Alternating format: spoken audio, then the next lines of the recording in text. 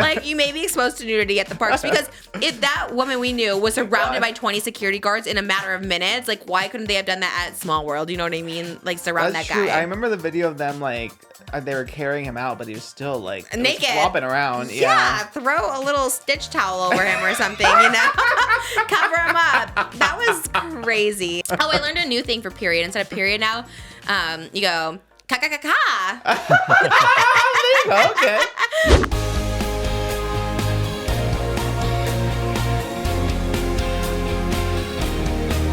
Her name is Trish, she's got the dish and all the gossip's filthy rich, pretty and pink, hot topic queen, and says what everybody thinks. She's just Trish.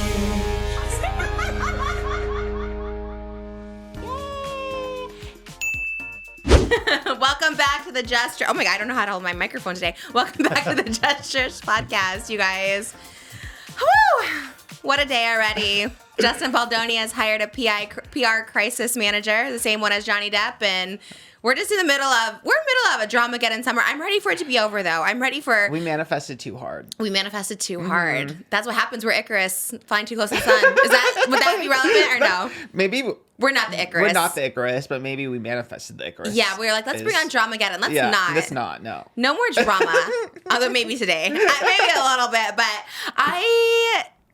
we're powerful manifestors. We decided, Maybe last week. too powerful for our own good. Like, we don't even realize sometimes. We had to turn it around last week because we did say something and then we're like, no, let's manifest this, this, and this. And then it kind of worked because remember, like, the next day, they're like, oh, your, like, favorite celebrity's coming to surprise you. Yeah. And I was like, ooh, that does quick. Because I remember I was like, I'm manifesting this, this, and this. And I think you manifested the person. And I was like, oh, yeah. So manifest wisely. That's the moral of the story. I'm manifesting a lottery win to feed the hungry children of the world. I'm manifesting, that's it. Health, good health, long life, longevity. Should we feed them with spaghetti or with cupcakes? Oh, we have the Olympic cupcakes for you to try Oh, today, the muffins? too. Yes, the muffins. Muffins. Well, But they basically see 'em? cupcakes, yeah. well, they're not even cupcakes, really. I don't know if that's when do we do it? Halftime? It's just a cup.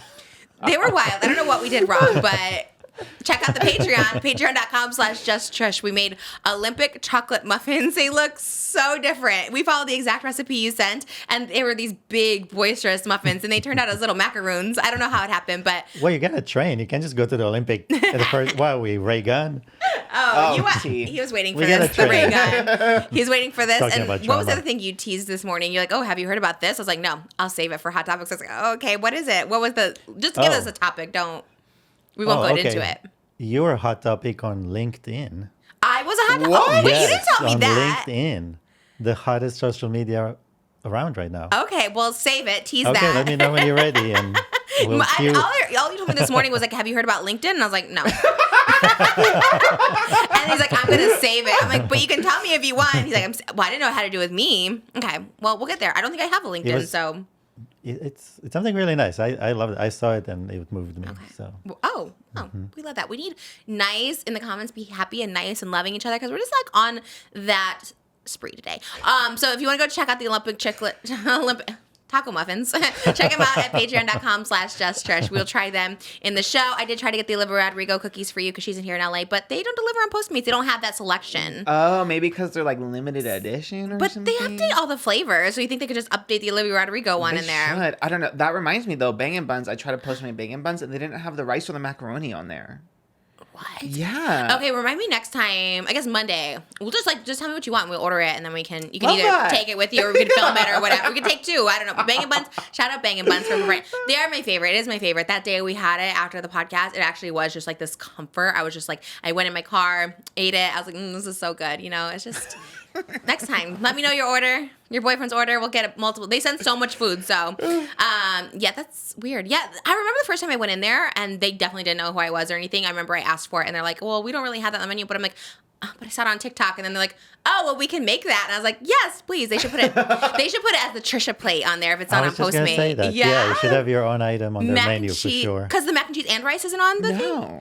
You mean on as a side or Not in even the on the actual? sides. Either. Really? Yeah. Because I think you just order it and it's there, isn't it? Like the rice. Or... No, I asked for all of it. Oh, Yeah, is it 'cause- custom? But that's weird because it did all their stuff, like the burrito. That's so funny. That's weird they wouldn't offer rice. Maybe only on the kids' menu. Very sugarfish. Oh, no, that's sad. Okay, well, Bangin' Buns, we love you. North Hollywood. We'll make the change. We'll make the together change. we can make the Yeah, change. put that on Postmates. That's a good one. And, yeah, we'll have to get the Olivia Rodrigo cookies because they're going to be out soon, but Yeah, I think. I guess Friday we still could. Yeah. And go then get I 'em. think she's here through next Wednesday. I've been really debating pulling the trigger on the ticket. But that's like your fave. You got Sabrina Carpenter tickets and not Olivia Rodrigo? But I bought those firsthand, like from Ticketmaster. Yeah, from Ticketmaster. So they're like obviously cheaper. Like if I got them from the actual sale, it would have been like $300 or something. But Did you miss it? I tried to sign up for to pre-sale for Olivia's tickets. I didn't get selected, which ageism, homophobia, I don't know which one it is, but it's something. Both. Blame it on both. Because I never even got a chance to buy the tickets. I never got a code to buy the no. tickets. She's the only one that's escaped me because Taylor I got, Sabrina I got, but Olivia. What night are you trying to go? Whatever's cheapest. Whatever. Oh, cheapest. I thought you said whatever cheapest. Oh no, cheapest. Yeah. Cheapest. Yeah. We're going to get you there. We're going to make it happen. We got to get you the Olivia Rodrigo tickets. We'll figure it out. SeatGeek. Or we can just buy them too. Can it be a write-off on Just Trish? We got a Just Trish credit card now. Just put it on there. Wait, really? We'll figure. Yeah. That's everything. Well, more for the tangible items for the merch because you have to have that. Anyways, nobody cares about it, but it's better to be separate. Yeah, we'll make it work. And you gotta get the Olivia Rodrigo cookie too because it's your fave. Like I'm shocked. I'm so shocked. You're like not at every single show. I know. It's just like once you hit that age, it's like you really gotta start like, oh my god, I gotta put away money for like the know. future. Oh, I God. love just like spending money willy nilly. Me too. I miss it. I know, especially now we're like debating on going to Disneyland with Malibu, but I'm like, oh, do we save it though for when they're like a little older? And me back in the day, would be like, let's go every month, VIP. But now I'm like, well, she's having a birthday party, so do we also go to Disneyland? Like maybe and then we have Elvis. So it's like, yeah, it's like I don't know if we've spent money. Although I did get a Balenciaga purse charm. I was like, I know this. He can tell by just the sticker on the box now if it's Balenciaga. He's like, what did you say? You got the box. You're like, this is the expensive one. I was like, this is an no. expensive box. I can tell because they use certain tapes. I mean, she went on a shopping spree. There's I probably did have a little like, moment. I think like 10 Balenciaga items. No, first of all, definitely not. Wait. Four. 10. More than 4. No, sunglasses, And 2 the boots, and a bag. Givenchy. Huh? And the Givenchy. Well, the Givenchy boots, which will never fit me And because I then can't 2 more freaking lose boxes weight. that just showed up. That who knows what That was is. the purse charms. It says it in my look at my closet. It's I heart and a purse. But they were purse charms. But- There was 2 purse charms. but But it's again, a I brat mean, purse. I have nothing against it. I mean, you work hard. Thank you. enjoy it. No, but I'm so with you because we are trying to save up for other things like that. And I actually didn't spend for a long time, and we're still doing fine. But yeah, it is weird. It is a funny thing because even Balenciaga, the bag I did get was one of the cheaper ones, right? There's this one that's like $6,000, $10,000. I did get one that was like, I think it's like $2,000 or something, which is very expensive still. But you do feel a little guilty, especially when you have kids, because you're just like, well, this could be Disneyland. You know what I mean? So I'm better. I'm getting better at it for sure. And yeah. But I do feel it is weird. It is like an addict where you like have to hide the boxes. You know what I mean? As soon as we pulled up and I saw them on the gate, I was like, and then Moses saw the Balenciaga, and I was like, they're purse charms, which they were, but there was also a person there. I was like, I this box know. is too big to be a charm.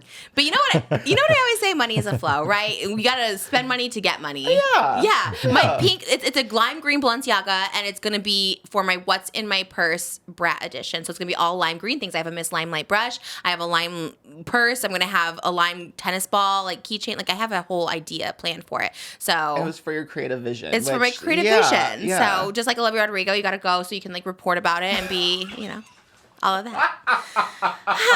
Yeah, as a journalist, I need to be in the pit. Yes, Yeah. to be in the pit. Well, I think we should start showing them each week. We'll put a different purse on the stand. We never leave the house. So I got this. I got this when we actually had zero money. So we actually had like $0, and I put this on my credit card. It was during the Margot Robbie Barbie I see tour. it. I see the vision for sure. Yeah. She had the Versace purse, and she had a Judith Lieber one that was like $6,000. This one was not $6,000, but I was like, I need this because it'll like sell out.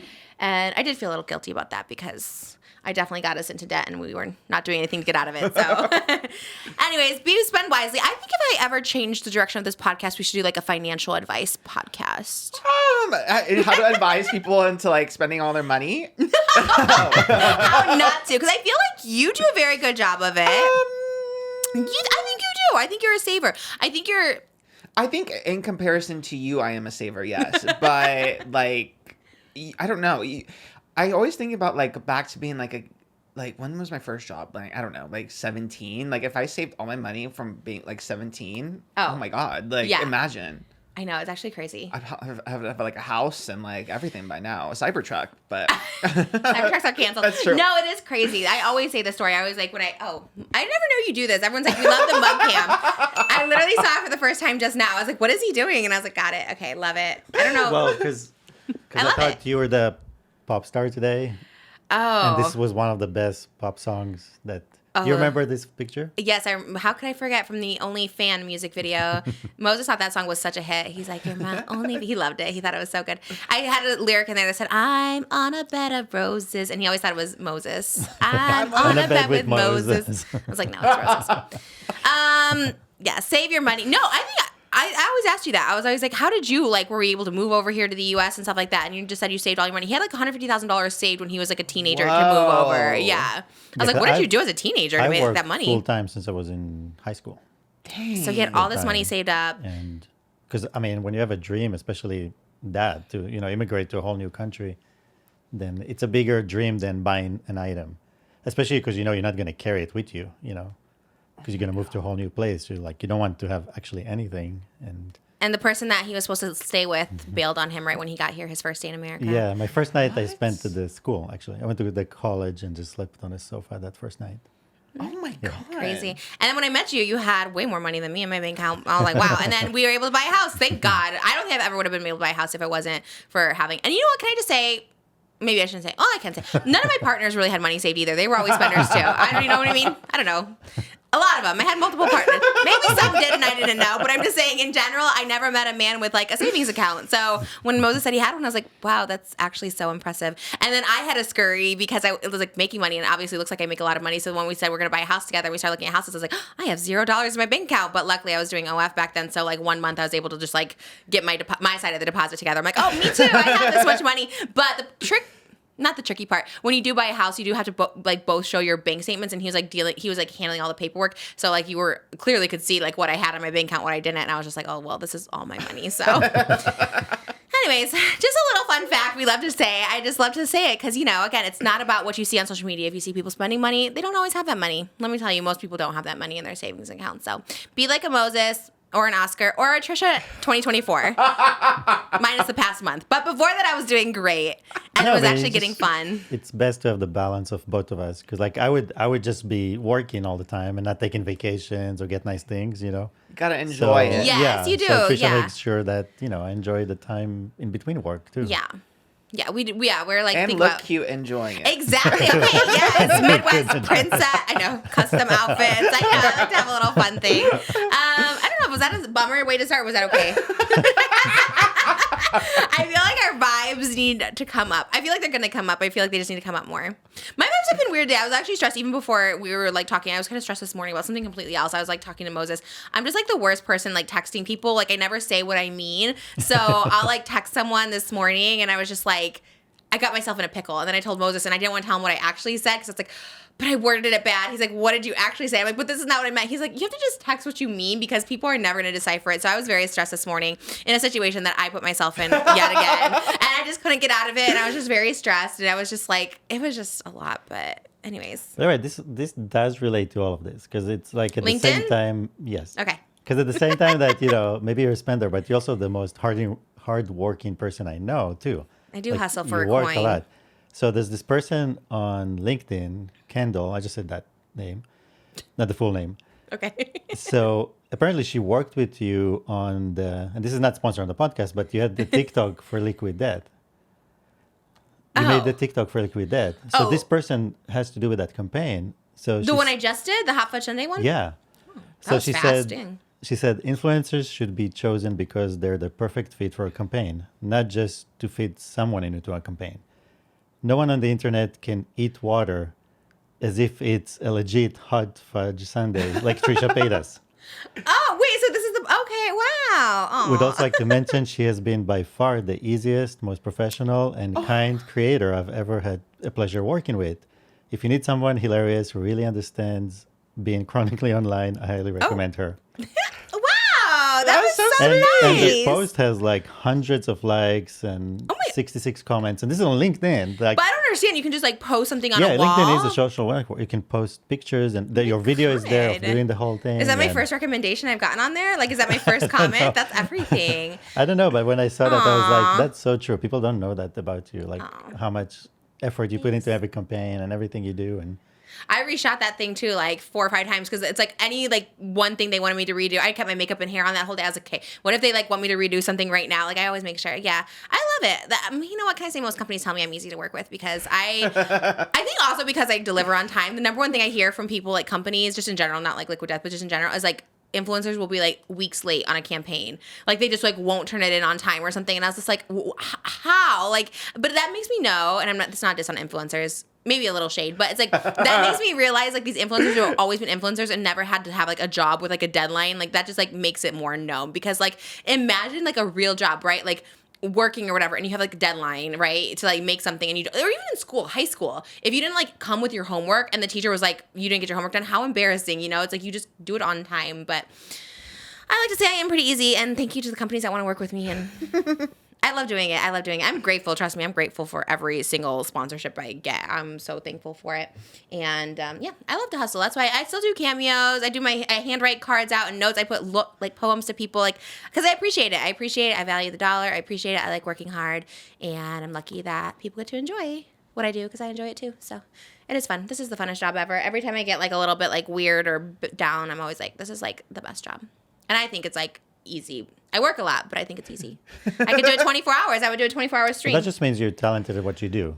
Thank you know what I you. mean? That when it feels easy, it means you're good at what you do. So Wow, thanks for the hype up today. Oh my gosh, that's so great. Love it. I also went to 7-Eleven this morning to do my photo shoot because Addison Rae posted that she was in this outfit in 7-Eleven. So I went to a 7-Eleven this morning to do a photo shoot, and literally there were 3 minutes, and we had a whole meet and greet. There was probably like 6 or 7 people that watched the podcast there. People who didn't watch the podcast took pictures. It was a good time. So shout out to the girls dressed in all black tops that came up to me. I have a little picture because Isaiah was with me, and he was taking a picture of the selfie, and it was really fun. When I look cute, you can come up to me all day long for pictures because I will pose like I'm freaking Britney Spears, well, or Addison Rae for that matter.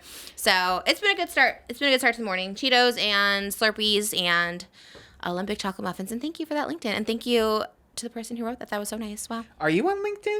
Definitely. No, but I should be. You should be. Well, maybe. That's what I'm saying. Where is that? Is it like under my profile? You need to have your own profile. No, this person has a profile on LinkedIn and they posted it on Oh theirs. my God. That's literally. You know. Are you on LinkedIn? Yes, but I haven't used it in a while. Because, like, whenever I was looking for a job, I would go on there, and that's when I would update, and I would be, like, on it. And, like, I'd be connecting with just about anyone. Really? But, yeah, now it's, like, I have reached, like, max employment, so I can't, like... What does that mean? You can't be employed anymore? I think I'm, like, too employed, because, like, Oh, I at the just... At the moment. moment, yeah. Because I just, like, Yeah. have literally, like, this is 0 time. I know. When you're like, oh, I was going to apply for this or put in my name in It's there. I like- was like, how? It's like How? a dating app for work. Yes, very that. It's like, You reached the quota. I've reached the quota Yeah, of employment, you know, yeah. that's good. Do you feel good about it? I always worry about you though, being like overworked, like you're doing too much. I usually feel pretty good about it. I think I have adapted to just not having much time. I think. Yeah. Usually like Sundays for the most part, it's like I'll mostly off, and then like I'll prepare like hot topics or stuff for like when we shoot on Monday. Which is not so- off.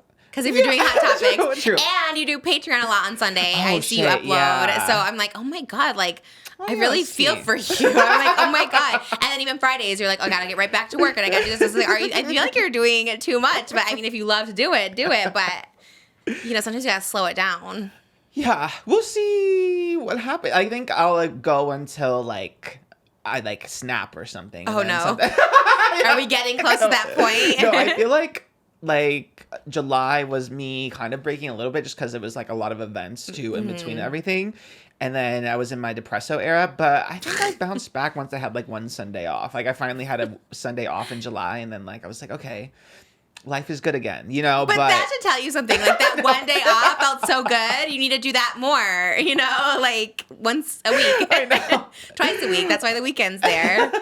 True. You know, I just feel like, yeah, you don't want to get like burnt out. I know. I think like that's the cool thing about having kids is like they force you to slow down, right? Like right after this, it's like, you go up and you have to like feed for like an hour and burp and stuff like that, and then like, you physically can't do anything. You can't be on your phone. You can't whatever, and it kind of like forces you to slow down in a way. Like that's kind of nice though. Yeah, that's true. You know, Yeah. so you almost need like you have fish. I Like you have feed cats. them. Yeah, That's a I feed problem. cats. that's right. You can't walk your fish. Usually people, you have to walk your dog. Oh, you cannot right. get that time And away. cats, you don't walk, right? No. No. You can. Some people do. I did. Did you walk Some your people cats? do, Okay, yeah. with a leash. Yeah, and like a Oh. harness. Yeah, maybe go and walk a cat. I feel like something to slow you down. You know what I mean? I mean, you are taking some time off, which is good. So you have like a full on vacation. Yeah, I have a week Yeah. coming up, and then That's that'll be a good. nice reset, and then we'll see where life leads. Yeah, sometimes when you have a reset to it, like clears your mind, and you're like, okay, what do I really want out of life? You know what I mean? Hopefully you Yeah. stay here, but I'm just saying, what do you like? This was the podcast is the stress. This was the stress that I was feeling,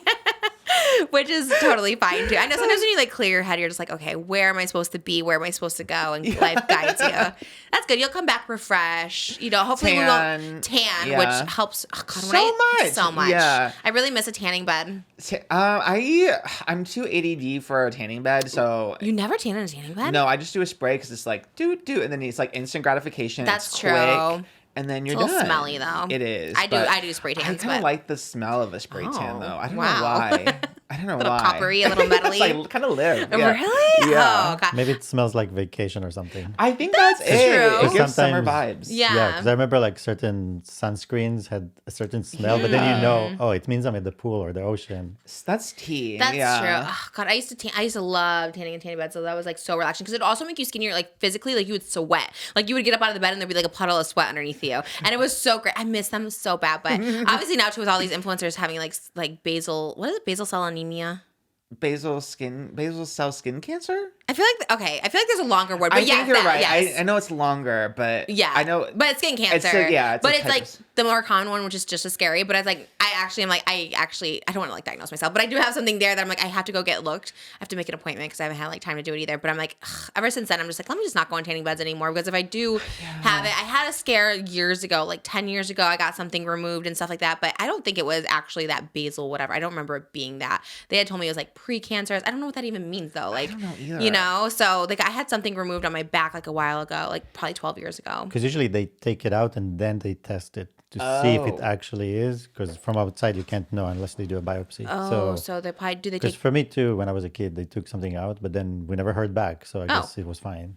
They just never followed up. Oh, okay. Wow, they followed up. I'm like, it's precancerous, but I was like, but I didn't do anything after that. So Well, it means you're pre-approved. pre-approved. It would bite me in the butt. This just goes to show, like, I did that My Strange Addiction, and I was just like, oh, you know, I don't even care if I get cancer. And then, like, boom, it like probably will happen to me. I was like, you know what? Don't be stupid and ignorant. Just practice safe, son, as they say. Because I was so dumb, and I'm like, God, I was like such a dummy back in the day. I mean, that's why I think most people in like their early 20s are usually just dummies. You know what I mean? Which is why they shouldn't be dating, and why they shouldn't be, you know. Can you be in a political office, like House of Representatives? I think you can because Ben Platt and the politician is like 20 and he's like running for state Yeah, representative. and that's like the basis of like. But you can, right? Or is Didn't he also play like a high schooler? So what is the truth? He slayed at high school. Is he playing a 20-something-year-old or is he playing older? He's playing a 20-something-year-old because the first one he's in high school and the second one is like he's in college in New York. So he is. Can you be in? I mean, I shouldn't say because I literally have no idea. I don't know. I would assume, but maybe you're right. I don't know. He's going up against like Bette Midler and this other person that I forgot what she's from, like Charles in Charge or something. I love them. They're fierce. You would kind of like. I love shows now. Like I always say, I'm on this old woman kick. I love it when there's like older ladies in a show because I could play that when I'm 50. You know what I mean? Okay. Yay! Take a little break. That's good. I feel like we need a little break too. I don't know. I want to go on vacation, but I can't with the kids too, especially potty training and diapers and oh my god, yeah, the the potty plane. training. Yeah, potty training because you can bring like a portable toilet, and it's just I don't know. It seems like a lot, but one day we'll travel again. All right, well let's get in. Are they all fun, or do we have what do we got? What's our hot topics look like today? Not serious. I was just gonna the Lighthearted. T one I was gonna do was David's birthday party. But his birthday was like so long ago. I know his birthday, July 23rd. Oh my god, His that's party so weird. was 3 days ago, I believe. Why? All the TikToks I saw were from 3 days ago. Uh-oh, who was at this event? Let's We'll go. save that Cancel one for them. last. Oh. Yeah, I'm just giving you the heads up. I thought you were asking me like off. I thought you wanted to know like what was coming up.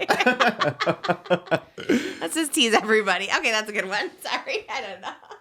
It started out with the top today. I love it. It's great, but I was feeling a little insecure. Why? I think because like I don't know. I don't think I have the confidence I used to be out in public with like craziness anymore. Oh, were you out? Oh, the 7-Eleven. Yeah, I was at the 7-Eleven, and I was just like a little insecure. What did they say at the 7-Eleven? Everybody was like living for it. They're like everyone wanted pictures, guys, anybody, like everybody did, girls, like everybody wanted pictures. I felt good, but I do feel a little bit. Even Malibu, she thought it was ice cream cone. She did say that. She's like ice cream.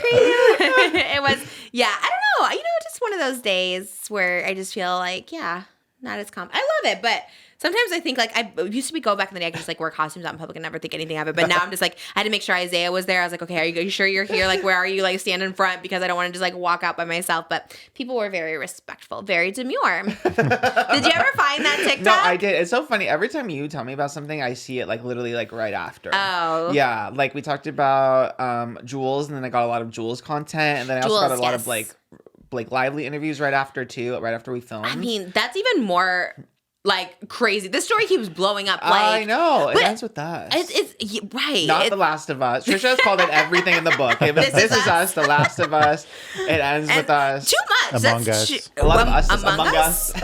Okay, 2015.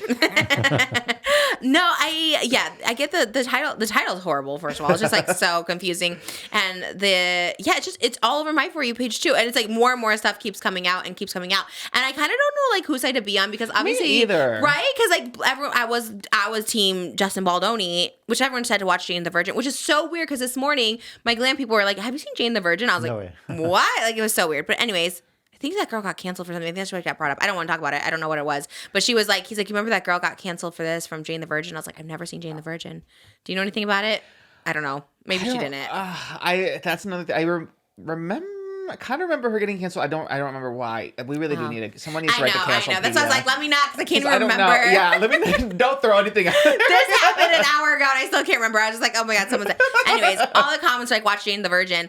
I'm like, what is it? It's a drama though, it said, right? I looked it up. It was a drama. It's like a soapy, like, it's not like it ends with us drama. It's kind of like more soapy drama. Like it's like a little bit more lighthearted. Is she a virgin? Oh my God. I think so. In the She's not a beginning, virgin? I don't remember.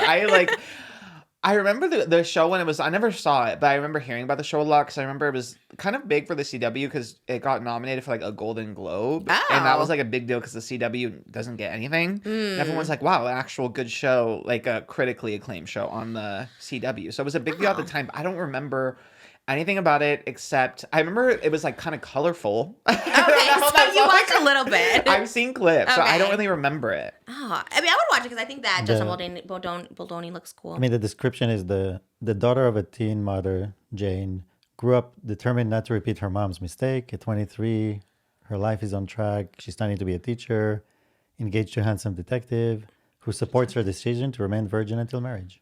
Oh, that sounds kind of cool. I kind of feel like she was pregnant at some point, but I Wow. don't know. I don't know if that's I don't know. Well, it happened to Mary. Yeah, that is true. A second coming. That could very well be. I'll probably watch it. Maybe I'll watch it. People sold me on it, and I was like, okay, that kind of it looked cutesy to me, but I don't know. Like, yeah, I don't know. You said colorful. And Oh, but then this is weird. Oh, here we go. pregnant.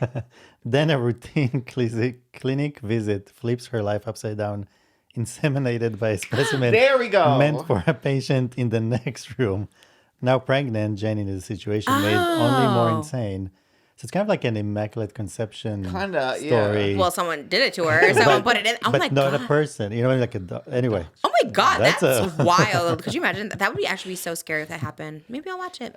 Sounds good. But yeah, I don't know like whose side to be on because I feel like I was on Justin Baldoni's side, and then when he hired the PR crisis, I'm just like, why? Like, what did you do? How I felt too. Yeah, because okay, obviously, so Justin Baldoni hired the same publicist who worked with Johnny Depp during like the Amber Heard trial, and then that kind of made me raise my eyebrow because I was like, wait, so what is going on? Because like infamously, like there was a study done in 2022 that found that there was like a whole social media campaign, like they hired like bots and stuff allegedly. I guess I don't know. This this, I don't know. I'm gonna say allegedly to be safe. Yeah. But there was like a study done that there was all these bots that were like based in like Saudi Arabia that were used to turn the tides on social media. Like they used like all these specific hashtags. They would like suppress if anyone tweeted like I support Amber Heard, they would like suppress it. Oh my god. Yeah, and that's why it was like such a big thing on social media. Like it was so like intense, like on TikTok and Twitter especially. It's because like allegedly there was like this whole like campaign being used with all these like AI bots and stuff. So then people are like, okay, well, is that why there's so much Blake Lively like discourse? Because literally like all I see is just like bad interviews of Blake Lively. But then I'm like too like, well, these interviews are real interviews. Like it is her like being a little distasteful about everything, right? But it is. I don't. That's why I'm so lost. Yeah, because like I feel like I'm privy to like a hate campaign, like with Rachel Zegler. I was like, no, something is weird here. You know? Yeah, that's very true. But this one, I'm like, I see where it came from because there is like DV victims who are like, Blake, like, what are you doing? Well, that was wild. Why I say I was instantly not team. Like, I think in this one there could be two villains. You know what I mean? True. Yeah. Like, I think obviously like that. The Blake one where the interviewer was like, first of all, it was like a weird question, like I guess to even be like, okay, what would you say if people like came up to you or whatever? But like, you think she could like say something just like, again, it's a hypothetical, so like hypothetically, just like answer the question as if you're like a normal person that has like sympathy and empathy for people. Yeah. But it was crazy. This interview asked her, but for people who see this movie, who relate to the topics of this movie on a deeply personal level, they're really going to want to talk to you. This movie is going to affect people, and they're going to want to tell you about their life. So if someone understands the themes of this movie, comes across you in public, and they want to really talk to you, what's the best way for them to be able to talk to you about this? How would you recommend they go about it? Like asking for like my address or my phone number or like my location share. Or I could just location share you, and then we could I'm just curious Just about social security number.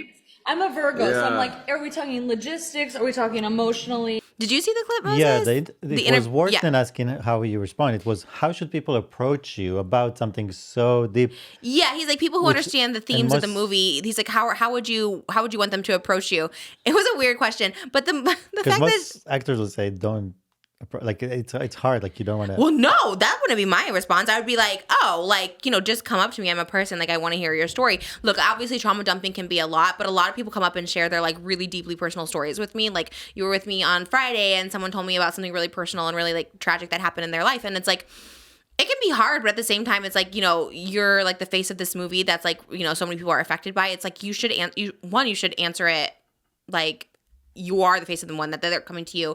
And second of all, when she was just kind of like making fun of it, like, what do you want? Share my address, share my location. It's like such like a bitch, like just a, I was like, that's not, no one would expect you that. Like, why would you ever say that? Especially like no one's ever expecting that from you. No one's asking you to share your location. And I'm like, these are people who have like, are affected by your movie and moved by your movie. And it's just, anyways, she knew she messed up because she posted on her Instagram story like a hotline if you're in a domestic abuse relationship. Yeah. So she knew she fucked up. But like how insensitive when it's like the theme of your movie. You know what I mean? Like even if you are that much of like a bitch, like why would you come across that way on TV? Like it was so weird. I think the big issue with her is that like, okay, her and Ryan Reynolds figured out like their brand, right? Like all they do is like the quirky kind of like smart like replies, like very sarcastic, and obviously she's like trying to apply that same thing to this movie that tackles like very serious themes, whereas like it makes sense for Ryan Reynolds because he plays like the same character in almost everything, like Yeah. and it's all just like smart aleck like sarcasm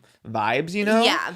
But applying like that strategy to a movie that's so serious like doesn't really make sense at all. Actually, yeah, I think like everyone's saying, you know, she wanted her Barbenheimer, her Deadpool with us moment. I don't know. Yeah, like it doesn't quite work it that doesn't way. work out. No, and that's why it's like I don't know. It was hard to think of like it being like an actual like hate campaign against Blake because it's all kind of like her doing. Like she was so heavy handed with the film, and then especially the marketing strategy, like a lot of that is credited to like her and Ryan because their like marketing is mostly like in-house, like it's mostly them, you know, and like their team, like they're very involved in it, so it's hard to blame that on anyone else. Like that is her fault. It's definitely her fault because also too like promoting her hair brand and like all the stuff that she's doing like in her alcohol and like for sure. Yeah, it's like why would you not the florals, everything like that? Because the way and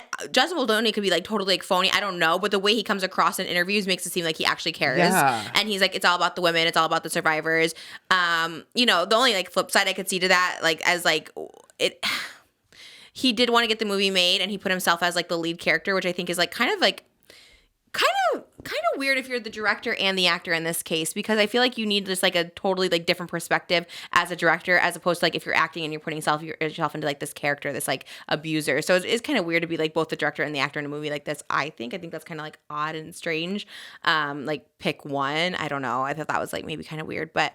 The way he comes across in interviews, he seems very like sincere. But I think I said this last time, like why is this movie even being made or why the books were even written, you know what I mean? Like it is a little bit, from what I've seen, like glorifying this relationship or romanticizing a relationship like this, right? I think so. I think the romanticizing part, like I think it is like an important kind of story to tell, like, generational abuse, because it's like she Lily Blossom Bloom was like determined to like not repeat her mother's mistakes, but then she found herself in that same situation. I think that theme is like important, but like the romanticizing of it is where it gets like dicey. And then obviously there's like reports now that like a lot of the problems with Blake and Justin came in like the post-production. Like Blake allegedly had a different edit of the movie done by this editor of Deadpool, which is like, huh? What? Yeah. So I think if that's the case, then that is kind of like, it's just kind of distasteful, I think. It is kind of, the theme is important. It's like an important story to tell, but like the marketing of like, bring your girlfriend and wear flowers to this movie where this girl's getting pushed down the stairs. Like, what? Bring your girlfriend. Did you see all the TikToks people made about like other movies? They're like the Schindler's List, like they're red coats, and then it's like bring, it was wild. It's wild. Like, I don't understand where it came from, because like other serious movies, I feel like actors will promote it and talk about like the seriousness of it. Granted. They made the money, so like the marketing campaign I guess worked, but it bamboozled people for sure, triggered a lot of people. My poor boyfriend left, like he literally was so triggered by it, like he came home and like was crying. The movie? Yeah. Oh, I didn't know. Oh my gosh. Yeah, he was like so triggered by it, like even though he knew going in like the gist of it, like still like the way that it was portrayed with like the generational stuff, he was like, I've never seen him like he was so like triggered by it. So it's like they didn't really do a good job like with the trigger warnings or just letting people know like how serious it would get. I think that's a big thing too, because I know for sure we would have watched it just for like the plot of the podcast, to like see it. But then when I started hearing about all that stuff, I was like, this is something like, again, like not that I don't want to watch. That's wild that they wouldn't put it more, take it like more seriously. Because I did see a clip too where she saw that Deadpool Wolverine was like sold out or something like that. She goes, how come it ends with as a sold out? She goes, but I guess I'm in both movies or something like that. And I was like, ugh. It's just a little cringe. Like it's just a little. It's just like the narcissistic. That's why it's hard for me to think like it's a whole hate campaign. But then also, I guess today. Okay, so obviously, I also like struggle with it too, because obviously it's like all because the PR people have worked with like one client who was a little dubious. It's not that shouldn't mean that everyone they work with is dubious. Although Mr. Beast allegedly is working with Harvey Weinstein's publicist, which is like what? Sometimes I feel like the publicists need because it's like if your client is like you have a dubious client, it's like that's all people are running with, So I don't know. Publicist. You'd be good for the publicist. My major was like I was gonna go into publicity, but it makes me too anxious because it's a lot of like dealing with people. Yeah. Like Blake's publicist is scary. Like really? She's a really scary why? publicist. Do you know like, her? She's just very like she's just like notoriously like a hard like very like she's like no funny business. She's very strict. That's why she doesn't have to hire like a crisis PR or anything, because she's got like a really good publicist already. But like, okay, so what does a publicist do? Because I would think she'd have a bad publicist for the way this is going. You know what I mean? Like she doesn't look good. Yeah, but that's why I think that they kind of just thought this shtick of like a sarcastic, quirky, like lighthearted. I think they just didn't really see it going the other way. See, I don't think it's like, I don't think of it. Well, I know what you're saying because that does make sense. But then when you sent me that interview from like, 2017, I was like thinking like, this is more just, again, I hate to use this word, but I think it like is very fitting in this interview. A bitch. Like, she's just a bitch. It's not sarcastic. It's not funny. It's not cute. Like, you're actually a bitch in this. You know what I mean? That one you sent me was like, actually, I honestly didn't even want to get past the first like minute because obviously like, so it's an interview. First of all, it's an interview about a movie that Blake Lively and Parker Posey did with Woody Allen in 2017. Yeah. Like, very much out there what Woody Allen did, like, you know, with Mia Farrow's daughter, who was his wife at the time, like, adopted daughter, and like knew her as a kid, married her. Like, all this, and obviously the stuff with Roan, like, all this, you know, all this stuff, like, was out there.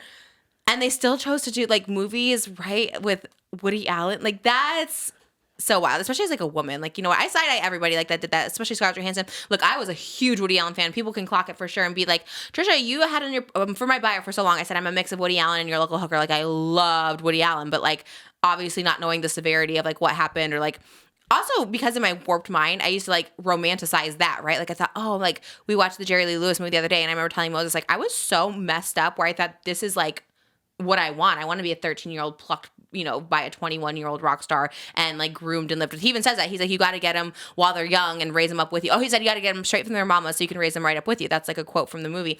And I remember as a kid being like, ooh, I love this. And so same thing with Woody Allen. Like, people would try to cancel me because I like literally romanticized that. I thought like, oh wow, like all these people love Woody Allen, and he married this, you know, it was like basically his stepdaughter, you know, he married her, he like raised her up, married her. Like, I wanted that so bad. Like, I thought like as a 13-year-old girl, like that's what I like dreamt of. So weird, so crazy, obviously so messed up and so gross. But because I remember at the time too, maybe I was a little older, maybe I was like 17, there was a movie called Scoop, and it was with Scarlett Johansson. She did 2 movies with Woody Allen back to back. And I was thinking like, well, you know, I think they might have been a love interest, or anyways, they were doing a bunch of press together. And I remember thinking like, well, Scarlett Johansson likes him, like, you know, he must be like a good guy. Like, truly, I really thought, I was like, well, he's probably, you know, everyone respects him, like, you know what I mean, he's not doing anything wrong. So then that was, I don't know, maybe 2007 or something. That was like so long ago, 2008, 2006, something like that. So for like Blake Lively and Parker Posey to do that, and then the way they promoted it on top of that, there was like a female interviewer like interviewing them, and just like so nasty to the interviewer for like literally no reason. Like, the interview even said like, on your little bump. Congrats on your little bump. Did you guys love wearing those kind of clothes that you... Yeah. Yeah. And, you know, working in digital... Everyone wants to talk about the clothes, but I wonder if they would ask the men about the clothes. I would. I love Jesse's suits and how That's what I'm saying. he His wardrobe was beautiful. Oh, I know. Or, Me too. or the father with his tank top in bed. It's so Just good. like, it's just like Did you that. catch You could feel the it. tablecloth on the light in the Italian restaurant when they eat spaghetti? I didn't and notice that. No. There's So so I feel much like- warmth of everything, you know. Yeah, it's not just the women that have the clothes. I feel like the women Victoria- get the conversation, but it's like Yeah. every detail with everybody. But yeah, It's so, it was so amazing beautiful. to look at. Okay, Thank you. Thank you, guys. Take care. okay, are you not supposed to compliment a pregnant woman? Because then they started saying like, you look at your bump, all this stuff like that, and then just ignored her. The interviewer asked her questions like, oh, you know, the fashion in the film, and she, would they ask a guy? Like, they're talking to each other, just ignoring the interview. Like, would you ask a guy about the fashion? And then the interviewer's like, yeah, I probably would. It's like, meanwhile, this whole press interview for It Ends With Us is like all about oh yeah, those boots, my boots actually, the ones you like, those were mine. Oh yeah, you know, like, it just was like so cringe. It's so cringe. Yeah. I thought you didn't want to talk about fashion. I thought that's not what you wanted to talk about when promoting a movie. Like, wild.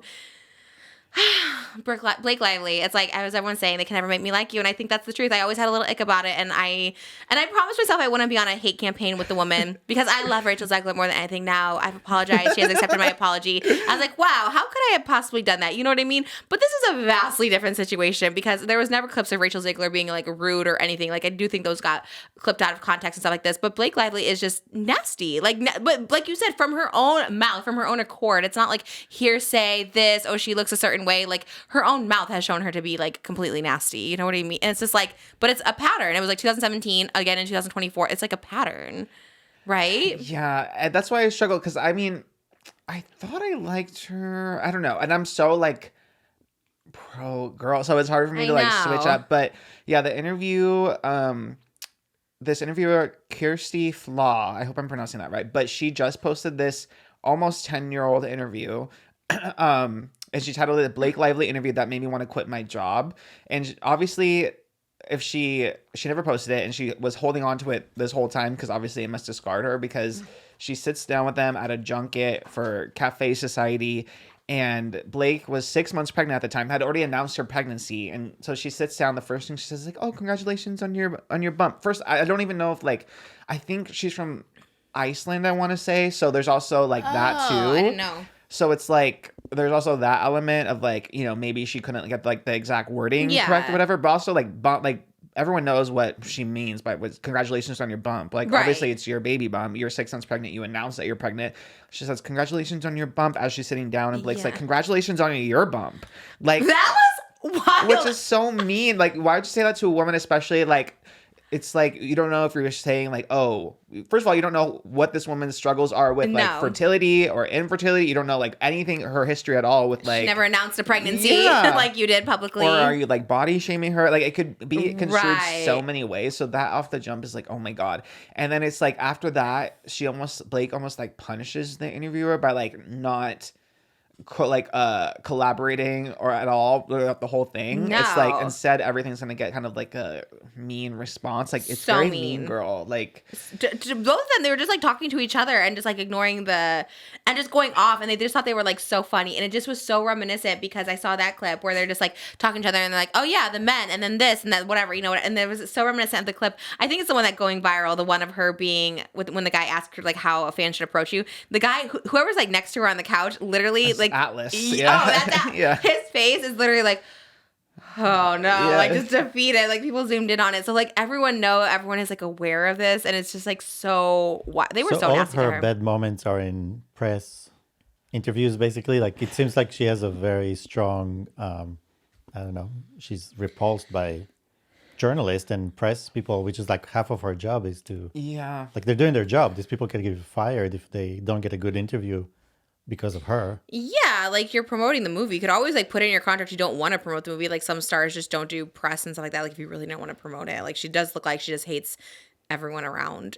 Or she thinks she's above them. It sounds like she really looks down. She really looks down at those people that are just doing a job. And for some reason, it just the bump thing is hateful wild because you don't even say that to someone even if they look 9 months pregnant. You wouldn't say that unless for sure when she said to that woman, it was crazy. Like you said, Blake Lively announced it, so yeah, people would be and I didn't even know that she wasn't English not her first language, but yeah, you can say a bump. I mean, it sounds normal, you would say congratulations on your bump, but it also just sounds like something people just say pregnancy, whatever, Yeah, it's so weird. And she is kind of very hit or miss in interviews.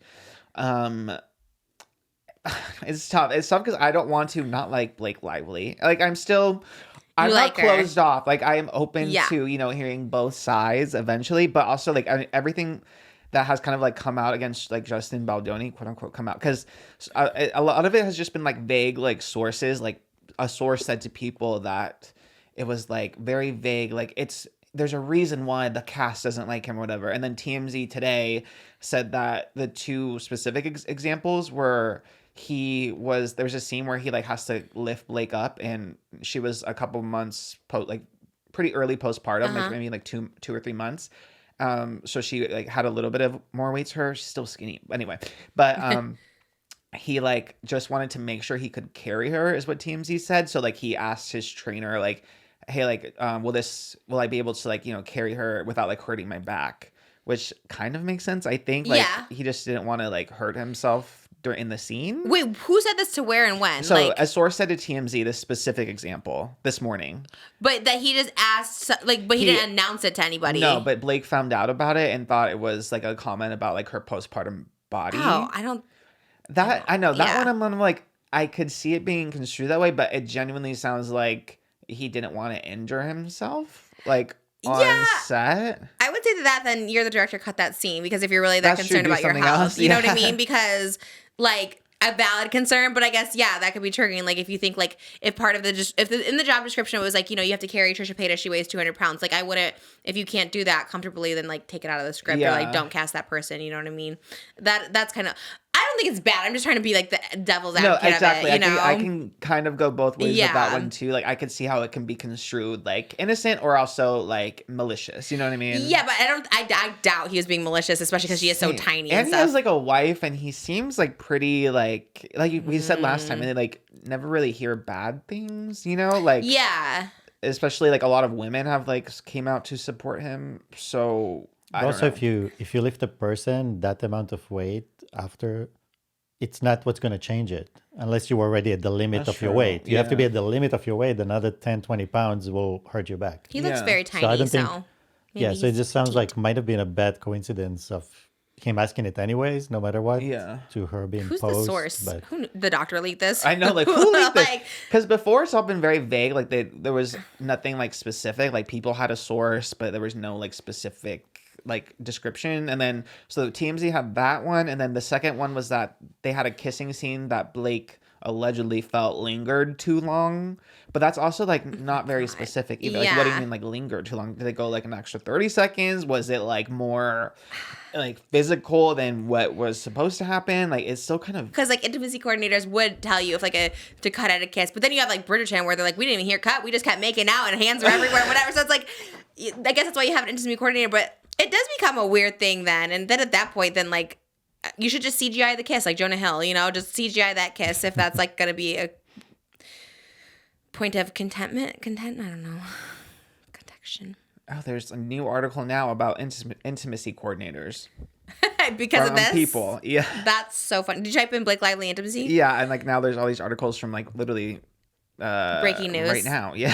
But also possible that both of them have issues. Like both of them are not good people. Like it's possible. Yeah, that's Like, what we a said lot at the of beginning. times- Two villains in a story. 'cause a lot of times when bad people work with bad people, you know, like the good people eject themselves out of those situations because they're just like, I can't work in this environment with this person. Yeah, him hiring a PR crisis was kind of wild because like people are not really against him. I think because again, like weird devil's advocate, but there were those like vague like sources saying like, oh, she was uncomfortable around him. Like I think it was Daily Mail, Page 6, and People had this kind of like vague source reporting that it was like, oh, he did something, like it sounded kind of like ominous, like he did something to make everyone uncomfortable, blah blah blah. So maybe because that stuff was starting to come out, he's like, dang, I have to like get ahead of it. But what is it? Why But- would it not be out there? You know what I mean? Like everything else That's is out what I'm there. saying. Yeah, like if it was like if there was something big, I feel like Like what do you think? Like what would you speculate? I couldn't even like speculate. I honestly couldn't either because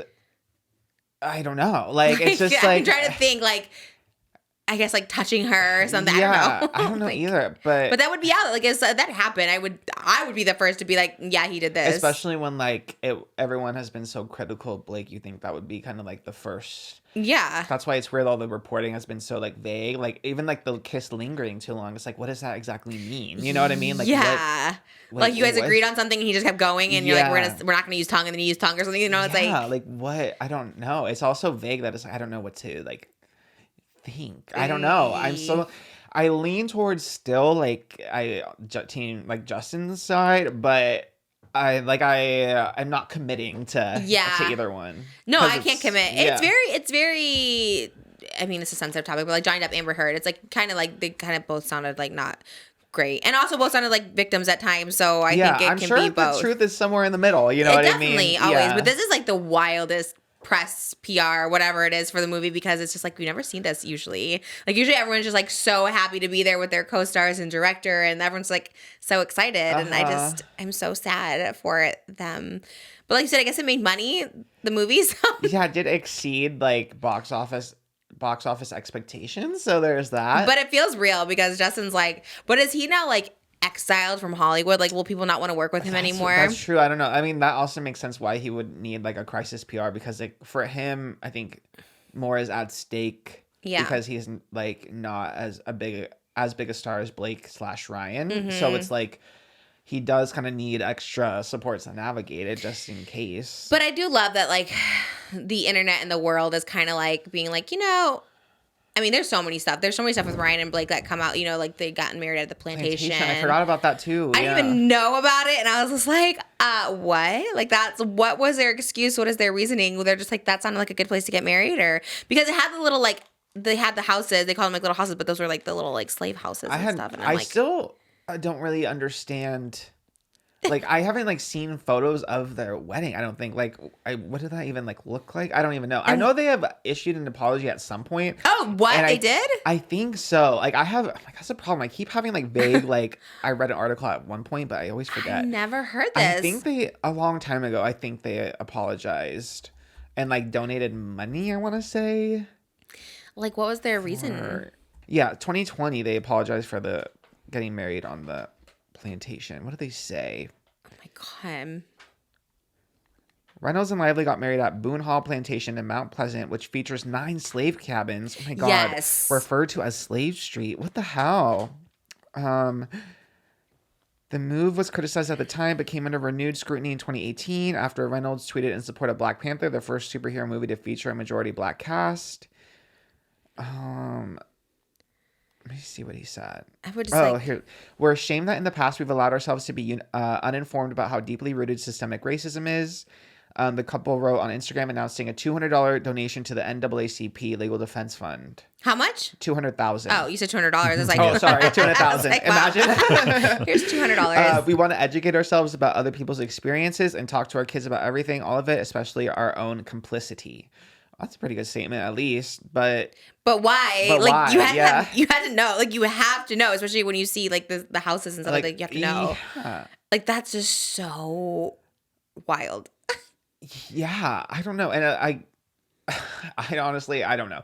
I guess Blake also. I keep seeing this come up, and I haven't like looked into like what exactly it means either. Like Blake had a blog about like an antebellum blog, which is something but like pre-Civil War or something. Oh I don't know. Gosh. So people have also been bringing that up, but so it's crazy because people just come up like bring all this stuff up, and it's like hard to digest what everything means. I guess don't know. Yeah, the point I brought that up is like, you know, maybe they like people like kind of I had this idol worship for them, and I kind of like now that people are like at least showing God, that is so because that's so funny because the week like when Deadpool came out, you're like Blake Lively and Ryan Reynolds so unproblematic, never been canceled. And then stop saying that. As soon as I say it, I'm like, oh my god. Yeah, it is. It's wild. So hard Oh, that looks so good. I want to rub my eyes so bad. I love rubbing my eyes. Like, I love just, like, going in there and, like, rubbing my eyeballs. That looks so good. I want to do that so bad right now. When you just did that, I was like, that looks so refreshing. Oh, my God. I do it all the time. Like, when we're at lunch, I'm always, like, rubbing my eyeballs. Like, I love it. I look good. I mean, yikes. Well, she's also, I think she's, like, a version of the Nepo baby that people don't like. You know what I mean? I think she's, like, a Nepo baby you don't want to be like, because she's just never really had, like, I don't know. She's just not aware, you know, of anything, I feel. Yeah. Which... I don't know. Well, it's good to look at people as humans. I think they were giving too much. That's true. People kind of held them at like a pedestal, you know, and it's at least people see the flaws, I guess. I don't know. I mean, Blake just seems not nice. Like all these interviews, I'm just like, I just don't like nasty girls like that. Like that's just so, especially that interview that did post the thing. I think that really got me because like obviously the stuff she did in this last one too, but that was like crazy. Like someone's like in the room with you, and even if someone like offended me deeply, I would just like finish the interview. I would just be like, let's keep it going. You know what I mean? Like, so weird. I know. I think especially because for interviews and stuff, I always see it from the other way. Like you go in, you're already there's some interviewers who are just assholes for sure. Like there's like clips of like people asking Scarlett Johansson about her boobs or like, for sure. Like obviously that stuff makes sense.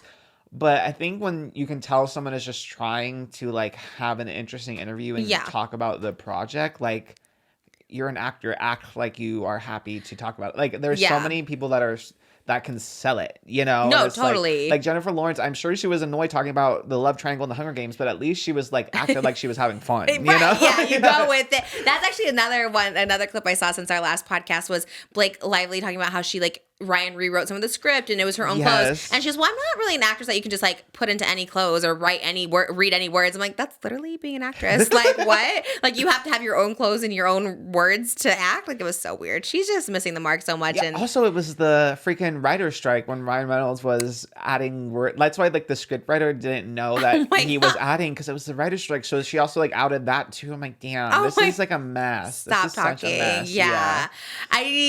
And also like, yeah, that to me shows arrogance, right? Like because you think you're like Ryan Reynolds, you can just like change a script that you think you're like this better writer, that you're this genius writer. It's like so rude to like the writer of the script, you know? Yeah, and because she didn't know. Like, yeah, to not find out until like you see the scene that it was like a little different than how you wrote it. And she even like talked about the writer of this script, like had an interview with People where she talked about how like she felt so much pressure to make that scene perfect because she felt like it was perfect in the book and she didn't want to like let anyone down. So it sucks to like say that and then hear, oh yeah, Ryan Reynolds punched it up. Like, oh my God. Like, why is Ryan Reynolds doing this? Like, was it worth it? Was the rooftop scene good? I don't even know.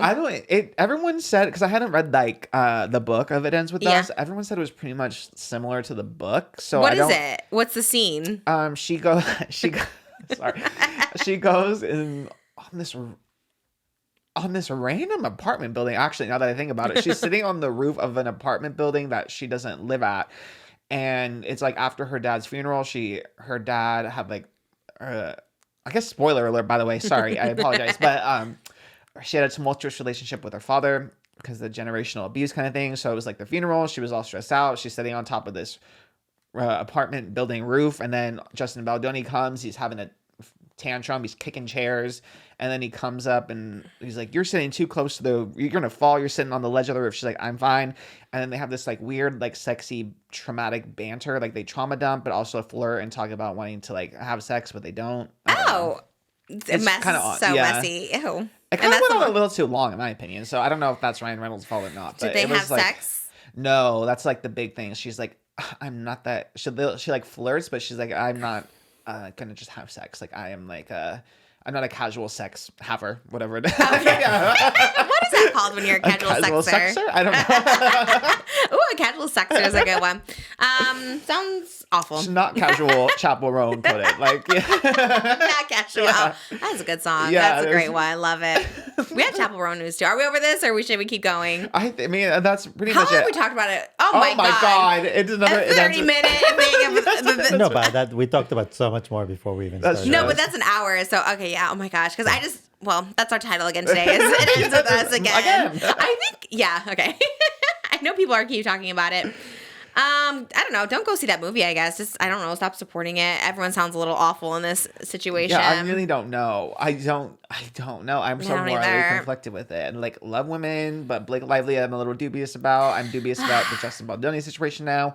I don't know. This is one I am open to hearing more. Yes. The story is developing too much that like I can't have a stance. I know, and it keeps going. It's like the movie's already out. You think the press would die down for it, but it keeps now going. I feel like they're both trying to throw things out to like save their career. And he hired the crisis manager, so it's just like, what are they going to put out next? You know? Yeah, I feel like they just keep throwing stuff. I think we gotta just like let it die down. I think it's slowing down because people are getting like sick of it, you know? Yeah. The new videos aren't like we posted Justin Baldoni TikTok, only got 200K.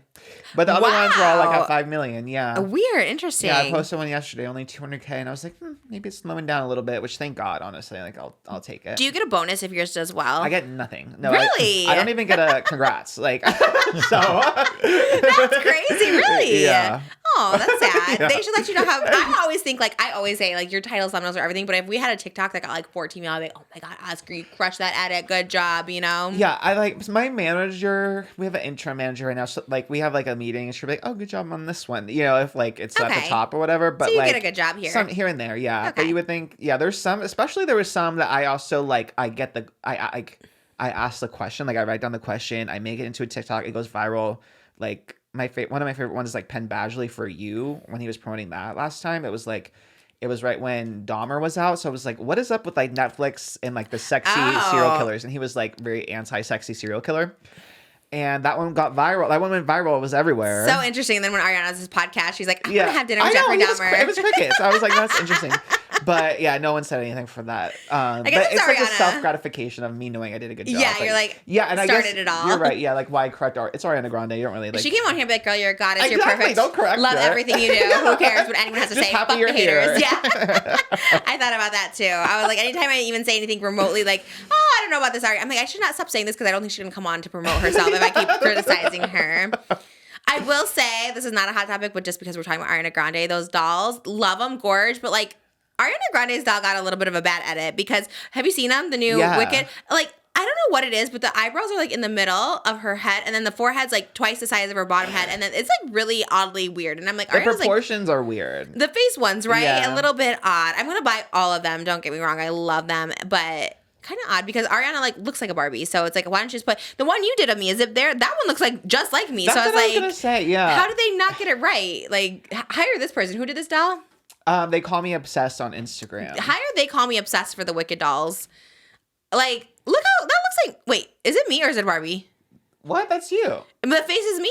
He wipes off the face and repaints it to look like whoever. That's how I think I look anyways. But I was like, wait, maybe that's just a Barbie face. No, he redid the face, yeah. And the hair is fierce. Like, honestly, he should have done the Wicked keep it here all ones. the time, and whenever I talk, I'll just move her a little bit. I love that. And look at the thick legs too. Is that like a custom Barbie? I've never seen a Barbie with thick legs like that. No, that's one of the body is a Barbie body. I forget which line it is, but then he made the dress, did the hair, and redid her whole face. He should have done this one. I mean, they have so much money. Like, why didn't they get that like right? You know, cheap out on the face. That's why it's like, if you want to go all out, you gotta have someone redo it to look like the real Ariana, because it's like it's never gonna. We should get one made. I wonder if we can. Are we allowed to? Yeah. Okay, we should get one made As of long that. as you're That'd not be so cool. selling them yourself, like. Right. Like we you gotta package get. it. We need a commercial purpose. I would like. Okay, we got honestly, seriously. I want to get Ariana. I want to get Cynthia. I want to get Nessa. I want to get Ethan, and I want to get Jonathan Bailey and Jeff Goldblum. Do you think he'll do a whole set for us? Oh yeah, for sure. That'd be so cool. I wonder how long it would take. I wonder if I can get it before the movie. He was pretty quick. I think he did that in like 2 weeks. Really? Yeah. I want to get it. Then we should send them, or if they come, we can gift it to them here. No, I want to keep them. Give them the doll. I guess maybe. If they come here. Okay, that's true. Oh, that's It's a true. fair- If they that's a come, fair here's the exchange. doll. Come on, Ari. You It's a want fair your doll? exchange. You want the cute doll of you? That's actually a good idea. You're right. Yeah, sometimes people give me like stuff they made of me, and I'm like, you should keep it. It's so nice. But then they like give it to me, and I'm like, oh, that's cute. Because like little dolls or whatever like that. I was like, that's kind of cute. I love that doll. That doll's so iconic. Chappell is in the news. Do you know why? Because of Troye Sivan and Yeah, Connor Franta. I'm so excited. That was tea. That was yeah. so tea. First of all, love Connor Franta, and he's doing podcasts now. So I was gonna say, what the hell? Come Why is he on. on Just Trish? I would gag for Connor Franta on. I love that he's just so real, and he's just so ahead of his time. One, I think even bigger than the fact that he discovered Chappell Roan is him confirming he dated Troye Sivan. After all these years, I love that 10 years later, he's like, and not Casual. I don't even think he meant to really. I don't think he was like thinking about it as he was saying Right, it. You know he's what like I my mean? boyfriend at the time. Yeah, and I was like, but we have the photo of you, Chappell and Troye, so and we the know. tweets back and forth. Yes. Because like I think it was Troye who was like, oh my gosh, she was going by Kylie Rose at the time, and he's like, oh my god, Kylie Rose has such a good voice, like everyone should learn. And then Connor responding to him and being like, yeah, she's like amazing, like those vocals.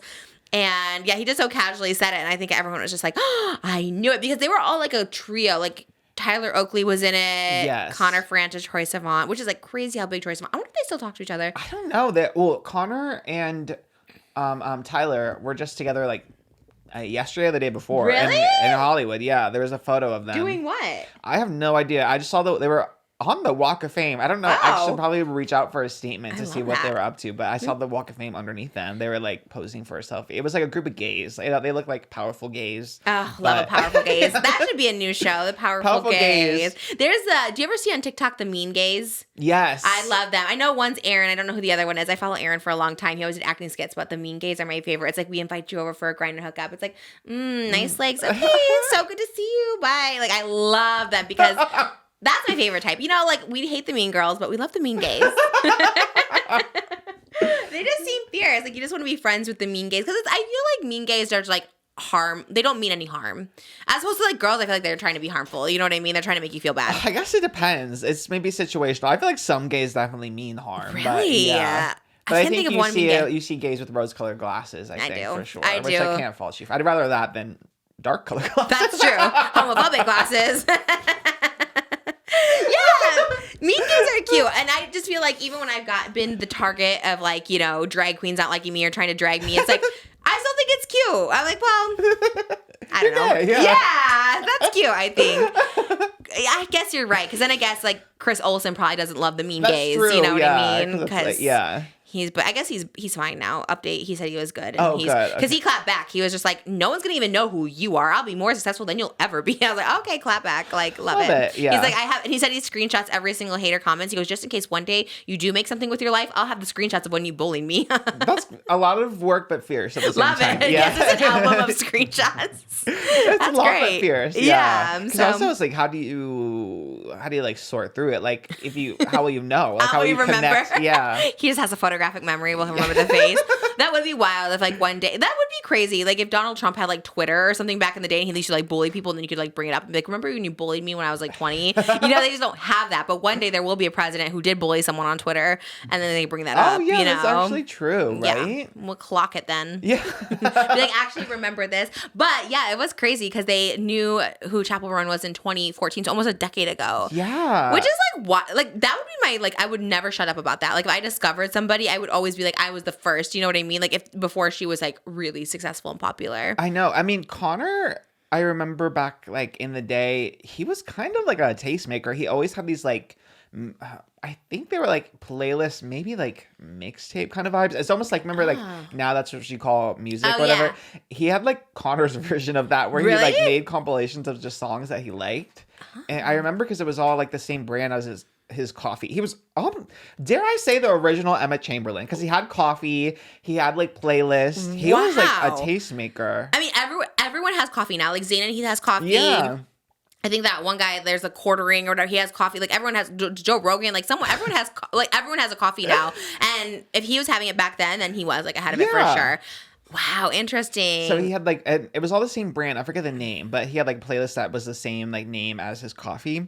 But anyway, so I feel Do like you know he had the a- name? he had- I forget the name. It was, let me see, because now it's gonna bug me. Connor Franta Coffee. I want to know the name. I bet it's fierce. It was like a very like hipstery kind of name. Ooh, Connor Franta was cool. Ooh, that'd be cute. Common Franta- culture. Common culture? Yeah. Common culture. I like it. Yeah. What's it mean? Sounds Culture cool. that's common. I love it. Culture for the people. Common Yeah. culture. Simple. Sounds like a song. Come on, chameleon. That's What what it sounds like the group? What's what was the name of that group? What was the Something name of culture. it? Karma. Culture? No, I don't know. Gosh, Boy George. What was his group? Oh, I don't know. You don't know Boy George's group? No, I know Boy George. I don't know his group. Oh my God. It was Come a Chameleon by the Culture Club, maybe. Is it Culture Club? sounds right? Culture club, something club. Yeah, sounds right. Culture Club, yeah. Okay. Yeah, I love Culture Boy Club. George. That's I why want she him always on. wins every game. Sometimes my Culture memory, trivia. Culture game my trivia. memory has gone bad. I used to be really good at trivia, but my memory definitely has gone bad for sure. But I would love to do like pop culture Jeopardy. Who's hosting that? They just announced the host of it. Did you see? Shoot, I did see And I was it. like, why am I not hosting this? A lot of Googling today. That's how you got the computer. You got it going. So they just announced it. Colin Jost. What? Ew, why? I don't think of pop culture. I think of Colin Jost. Like, Travis Kelce would have been a better host than him. Like, what? No one talks about him. He's not the pulse of pop culture. Like, that's so weird. I guess weekend update. He was at the Olympics and then he kept getting hurt, so he had to be removed from hosting the. He kept getting hurt? Yeah, like he kept like having all these weird injuries when he was like commenting on the Olympics, so he had to like pull himself out of Paris. But He sounds like an industry plant Sounds to me. like an empath for. Yeah, how are you getting for hurt? gymnastics. How you get hurt by watching Just watching. people. I would probably do that though. I can't even say anything. I'm sure I would get hurt at the Olympics and cause a scene. Nope, don't like him. He gives me an ick too. I don't like it. I don't like that he's hosting. And why are all these men hosting? Like, I get Travis Kelce doing Smarter Than a Celebrity, but it's like, why does, and Ken Jennings does Jeopardy. Actually, Ken Jennings and Mayim Balak, I think her name is, they were like hosting Jeopardy together, and then they kicked Mayim off, and then they just gave it to Ken. So it's like now they're giving the pop culture Jeopardy to another man. It's so annoying. And a white man at that. I mean, I'm not trying to be that person, but honestly, there is a lot of white man hosts. I would have loved to see like maybe a Keke Palmer, but I guess she's busy. But she would have been really good at it. No, she hosts a game show. She definitely could have done it. Absolutely. Because she's like really good. But there's a game show. We watch it. I forgot what it's called. Everyone hosts a game show now, but she's so good at it. It's like, is it with Jimmy Fallon? Password or what? Is it Password Plus? Maybe it is. We always see it. I don't know what it's called. Password. Yeah. Yeah. It's a good one. She's fierce. I love her. Yeah, she would have been good on it. Like I said, maybe she's busy, but who's not busy? Someone could. I'm sure. Who was the one that was on The Real? Is it Lonnie Love? I loved her. Oh, I do love. She could have Lonnie hosted Love. Yeah, she was so good. She was on a Chris Angel like Magic with the Stars judging, and I'm like, she should be like hosting something. Yeah, She's she so was good. on Chelsea Lately back in the day. Yeah, and I really liked her. So she Nicole could host. Byer, I love too. Oh, She hosts like not host. She judges on Drag Race sometimes, but she has the was it the Nailed It show, which is like another game show. Yes, would have been. Yeah, there's a lot of female hosts that could have done the job for sure. Me, I just don't understand what they're thinking. But He's I would like like to a go nepo on. husband, I guess. It is a nepo. That's what I'm saying. I think he's like a plant because like no one was making Colin Jost happen, and all of a sudden everyone's like, he's everywhere. He's at the Olympics. It's like what? Like the Olympics, I get more because at least it's like NBC. NBC. Yeah.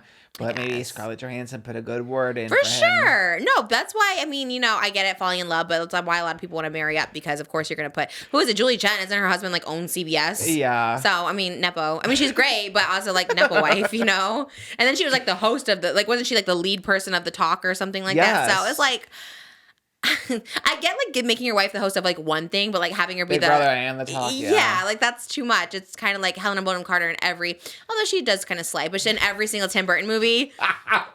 love her, but almost like too much. You know what I mean? Yeah. Like give someone else a chance. Who did I always say to tell someone to give him a chance? Remember, I was going too hard on him. Pedro Pascal. Not a nepo at all, but still give someone else a chance.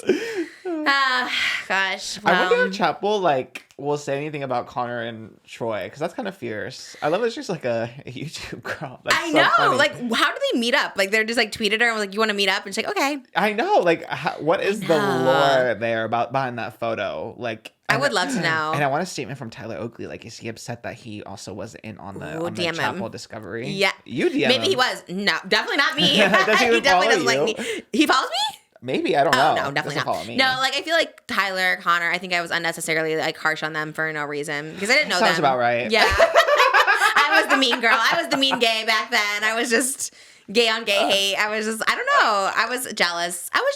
Tyler Oakley got to do something with Ellen, like host an Ellen thing. And He I was like, everywhere. He was hosting on the red carpets. And I was just like, but that also could be me. So I think a lot of it comes from that. So I apologize to Tyler and Connor. Connor, I'll always apologize for. But yeah, interesting. I wonder if she will. It's cool that she met up with him. I do think there is something to that, though. Like, I think you should be super thankful to the people who, like, were down with you before you were cool. Like, I always say this. Sure, yeah. On such a smaller scale, I told you this, and, like, love Sloan. He's amazing. And, like, Sloan Hook's here. He does, like, kind of just, like, he's funny because he does, like, gossip channel stuff, but, like, not topics we discuss. Because I was looking at his topics. He does a lot of, like, celebrity-driven ones. Yeah. And they do really well. And I was like, should we be talking about celebrities? Anyways, he's going to come for one of the episodes to fill in. But I was talking, he came here with Alexis Nichols, and he was like, he showed me a picture of us at my very first ever show. I had one show in Anaheim. And he was like, I did the meet and greet. And I was like, first of all, it's so cool because now he's like super successful and does his own thing. I love that. But I was like, you know what? I'll always F with you because I'm like, you were there at the show when like nobody else was. Now Shane Dawson, not Gigi was there, but like nobody else. And I was like, that's so cool. And I love people like that have been there from the beginning. That's where there's like hardcore people like Catherine. I always tell them Daniel, Brian, like the people who were there from the beginning. I'm like, I always remember you guys. You know what I mean? One day when I get to pop off, but I still think it's cool. I think it's cool when you like can support someone even when they're not massive and. Yeah, they really knew what was going to hit, I guess. So kudos to them. Connor Franta discovering Chappell Roan. I know. Crazy. The photo really is a gag. I mean, they all kind of look the same, too, which is also oh, my God. gag. Chappell looks exactly the same now. Yeah. And I actually don't know what the other... Oh, well, Troye looked kind of young. He looked like a baby. A little bit, yeah. He looked young. I remember back in the day when he used to do videos. Maybe he was young, but I remember he looked like he was 12. Yeah. Was he 12? I think he was like... Actually, I don't know. I want to say he was like a teen, like 16 or something. Okay, because I remember thinking he looks like a baby. Like, that's kind of interesting that... Yeah. Well, yeah. I know when he was... I think when he played Wolverine, he was like young, like 13 or something. That's wild. He played Wolverine. He's the only other actor to ever play Wolverine. Wow. Granted, it was short and it was just like a flashback, but that counts. That counts. Iconic. Even if I just put that outfit on, if I got cut, I would still talk about it forever. That's so cool. I guess he's just talented. I mean, I really liked him in Idol. I really did. I thought he was one of the best parts about it. So hopefully he'll act more. I think he's so great. Love him. And Connor, come spill some tea here. What the hell? I would love Connor to come on. We're getting back in our guest era, so come on, Connor. I love you, and I love that you're just being so fierce in this world. Never stop being you. Kudos, period. Mama. Kudos. Oh, I learned a new thing for period. Instead of period now, you go ka-ka-ka-ka. Okay. I love it. Oh my God, it's my favorite thing right now. Because we were watching Jules this morning in Glam. And I was like, "Ooh, what does that mean?" And they're like, "Oh, it's kind of like if you want to say something like period or something." I go, "Ka ka ka ka." I'm gonna start saying it. It doesn't flow naturally yet, but I want it to. It'll so get there, yeah. I'm gonna try and make it happen. I think it's cute. I like it. Yeah. I mean, I know it's already happening, but I want to be a part of the moment. On board, yeah. Did you know it? You knew ka ka ka? I've heard it in like drag and like ballroom stuff, but I haven't like incorporated it into my own like. I want you to start doing it so I can do it too. Not Well, even Harry Daniels did it. He wasn't doing ka ka ka. That's true, and Harry Daniels is like really in the know. He's in the know. Jules was doing it. She was with Patrick Ta, and she was just like, and that's how it is, ka ka ka ka. And I was like, yes, I want to do that. So we'll get there one day. It has to flow naturally. Delta Work trying Diet Coke was my hot topic. Oh my God, I see like a you and Delta Work. Like it's like pretty basic. Pretty basically unfiltered. What is it called? Pretty basically unfiltered. Is that their? I forget if that was the lead. Which one was it before they had I think it was just like basic unfiltered. Oh no, I don't know. I don't know. Something that someone already had, and I was like, what? whatever Alicia, Remy, Zayn, and Heath is, you need like just Delta Work. Ooh, just work. Yes, just work. We need like a Trisha Delta Work crossover because that's really fierce. I love that so much. Another like single a show hosted by a single woman, like soul woman show. That would be everything. Actually, she is fierce though. She can like definitely just like carry a show on her own. Yeah, but she's I would so good. And I like love to her jump on aesthetic. those coattails. I love her aesthetic. I love everything about her vibe. The fact that she was like doing the Diet Coke taste test, I was like, first of all, I could also do this. That was my first thing. Is like, why I didn't think about this. Two, just such a vibe. Like just thinking outside the box, just innovative, creative. I do. Or inside the box, technically, because the Diet Coke was in the box. Inside the box. I do think there could be a little competition though, because I think if we're to go out for roles, we'd be going out for the same roles. I see. So I think we might be a little bit competitive in that sense. You know what I mean? Both be going for Rosie O'Donnell in the Absolutely. Britney Spears biopic. And I have a feeling Delta might book it over me because she's just a lot more better with impressions, and you know what I mean. And I think she has that experience, but I will just say, may the better girl win. Delta, you're already so loved. Give me a chance. I think so. I think if we were both going out for like the same roles for sure. I thought that with like Jinx Monsoon too. All the roles she was getting. I was like, this could be me. Doctor Who, I was jealous. I don't even like Doctor Who, but he loves Doctor Who, and I was like, damn. So then we watched that season with her, and I was like, that could be me. She was Mama Horton on Chicago on Broadway. I was like, that could be me. I just love her. That is too funny. Yeah, I could go out for all those roles. Oh, Moses' guest for the celebrity, we can say it because I think it's just so outlandish and so crazy, is we found out that the celebrity is like somewhat of like not, I wouldn't say a fan, but like appreciates like whatever. Maybe this was just someone saying it, but Moses' first thought after that was like saying that this person also likes me was, I bet it's RuPaul. I was like, RuPaul didn't even know who I was on Snatch Game. He really thought it. He's like, I think it's RuPaul. I was like, that was so funny. Oh yeah, because the update was you still never found out who it was. I don't know if I should even talk about it because I was That's like, true, yeah, last they're time. like, but he still wants to surprise you and he feels bad, and I was just like, okay, well, I'll just shut my mouth. I was being funny cute about it. Because Jimmy thought it was a bit. He's like, is this a bit you guys are doing? I'm like, Jim, we don't really do bits here. We're emergency intercom. Our writers came up with this bit. It's a bad bit, whoever our writer is. I just thought it, like, we couldn't not say something about the chair. But yet the chair is, because we have a guest coming Friday, so we just kept the chair here, so it looks like we're waiting. Yeah. He surprises us but right also, now. like, it's not, we used it as a funny thing for the episode. No, It's I not- know. We love the, But I think whoever that- the guest is. I think he just felt bad. I think he just felt bad then. That because it was but like, it- stood us up, you know? But they did. I mean, they had something urgent and all that. Like, Yeah, it's yeah, all no, for understandable. sure. We're so... Yeah, it's all, no, I honestly, like, yeah, if it still happens, I don't know if it still was. Then I thought, did I ruin it? Because it's like, now it's like if someone comes on and surprise. So, But I think RuPaul, since, you know, he found out about you in the show, since then he dove it. he became a fan. And, you know. TT. I agree with you on that one. I just thought that was a funny guess. But anyways, we still love, I don't know. I think we might know who it is. But honestly, I don't know. Thinking about it makes me so happy, but also so sad. I know, because it could, I don't know. But like we said before, it is an honor to be nominated. It is an honor to be nominated. Yes. And I don't think anyone guessed it in the comments. I Did don't you think see so. anyone? No, nobody Wow. guessed that one. And I do feel the minute you said that name, I was like, yes, like my body, you know, my intuition, Wow, everything physical said, I said that too. yes, Yeah. that is the person. Yeah. No, I thought that too. Like even the day of, like that was just, that was it. There was no more. There was no other thing. You gave one how good one. We won't say the other one is. But I was like, oh, that also could be. But then you investigated and I was like, nope, he's actually. Yeah. Didn't line up, but.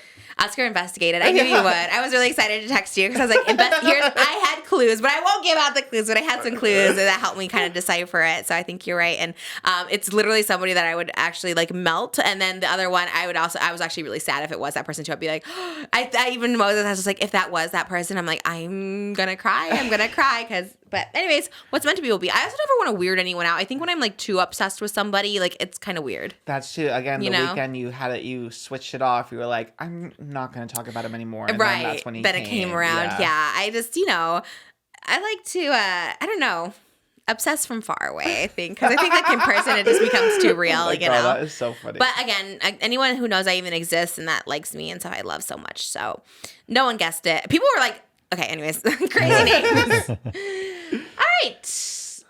What else? Dental work. Oh, yeah, we did it. We talked about it. I thought Kylie Jenner was on the cover of British Vogue and she denied ever using Ozempic. And I thought it was funny just because it was like, was anyone saying she was on Ozempic like that? Like, I think everyone just kind of figured you're skinny. Yeah. Yeah, I always just thought she was skinny. Yeah, but she said people were, I guess, to her benefit, I guess, like, I'm sure she has seen it on her own photos, but I don't think it was like a headline. Well, I see it on my photos and I don't think, true. Everyone's like, are you on Ozempic? I'm like, yeah. Yeah, I know. It's probably one of those things where it's like you are getting it on your own, but like it's not like out there. So That's so because she was talking about how she was 200 pounds when she gave birth to her 9-pound babies. Wow. And she said, I'm back at my weight I was before I had my daughter and son, and people are putting side by sides of me 3 months postpartum. I'm like, does everyone forget that I had 2 children and gained 60 pounds both pregnancies? So people are saying like, oh, this is what she looked like now. She's skinny. Oh, yeah. I mean, that's actually crazy. Yeah. Yeah, but I don't know. I feel like that's one of those things where she's like so rich and famous that like just don't look. Like same with Chris Olsen. I'm like, for maybe sure, just don't look. No, I know, but that is what it is, and I do think ignorance is bliss in that sense because like I really truly don't look like I only look at comments here and on TikTok because TikTok's nice to me and here we moderate them, so it's like those are the only places to look because otherwise it's just like the wild wild west. We kind of talked about this before too. It's just like people just saying whatever they want to say about you, even if it's like so not true. Especially Kylie, like I do think that it would like get to her, but of course then she opens up and shares that vulnerability on the show, like oh my God, like people are so mean, they say I look old, and then everyone comes for her for that. They're like, well, you set the realistic beauty standards. While it's like true, it's like it still sucks. Like read bad shit about you, So just period, don't read bad shit. Because we talked about that with the Chris Olsen thing. The only way to not get hate comments is just to remove yourself from social media. Yeah. But you're like the most famous person with the most famous family. You're rich. You get to have the extensions, the makeup, cosmetic work, whatever. It's like, yeah, of course people are going to like hate on you. It sucks. It'd be nice if everyone was just nice to each other, but that's just not the real world. You know what I mean? And you have to just develop like a tough skin. And like, that's so annoying. And like we talked about last time, like it still hurts. Like when someone told me I look like Mrs. Dabney from Ice Spice, I still was like sad. Like it still made me like sad, but whatever, like get over it and just, you know what I mean? And it just, not to say like you shouldn't be hurt. And obviously like, yeah, you can get bullied to the point of like, you want to like yourself, but I think that's when you need to like really check out and like check in somewhere and just get help or be surrounded by people because I know the feeling, but also that's what people want. Like people would be happy. Like I hate to say this, I'll put it back on me. If like anything happened, there would be people that would be happy, like some sickos, but people would. They'd be like, finally, if I left the internet, if I whatever, there will be a ton of people that'll be like, yay, because that's just the world we live in. But whatever. As Chris Olsen said, you'll never be as successful as I am. People will not know your name. They'll know my name. No, it's bad. It's bad because there's no other job where you just get bullied relentlessly. You know what I mean? But it is what it is. Yeah. And yeah, like obviously money doesn't count, but it doesn't like fix all insecurities, but like it does help. I think people feel like more inclined to bully the Kardashians because they're billionaires and like whatever, let's just bully them. They're still going to be around. But they do have I always said this, their job of just being filmed in their houses. I'm like, that's what I want. Just never leaving your house. It's a reality show in the house. That's what you have. Yeah, honestly, you're right. Someone said that too when we were talking about talk shows. Like, but don't you just love just like doing your own podcast? It's like successful and having all the control. You're right, I do. So. Just this and Lopez versus Lopez, so I can be on the Universal lot. They're filming right now. I'm ready to get in there. I love Maya and I love her. Maybe we'll pivot into a legal podcast. No, just kidding. Oh my God, no. Could you imagine we're in a lawsuit every... This has been lighthearted. I guess so. I don't know. I like talking about celebrities because they feel so far removed from like the influencer world. Yes. You know what I mean? I'm like, Blake Lively and Justin Baldoni don't care. Yeah, they'll be fine. Yeah, there's they have bigger problems. Exactly.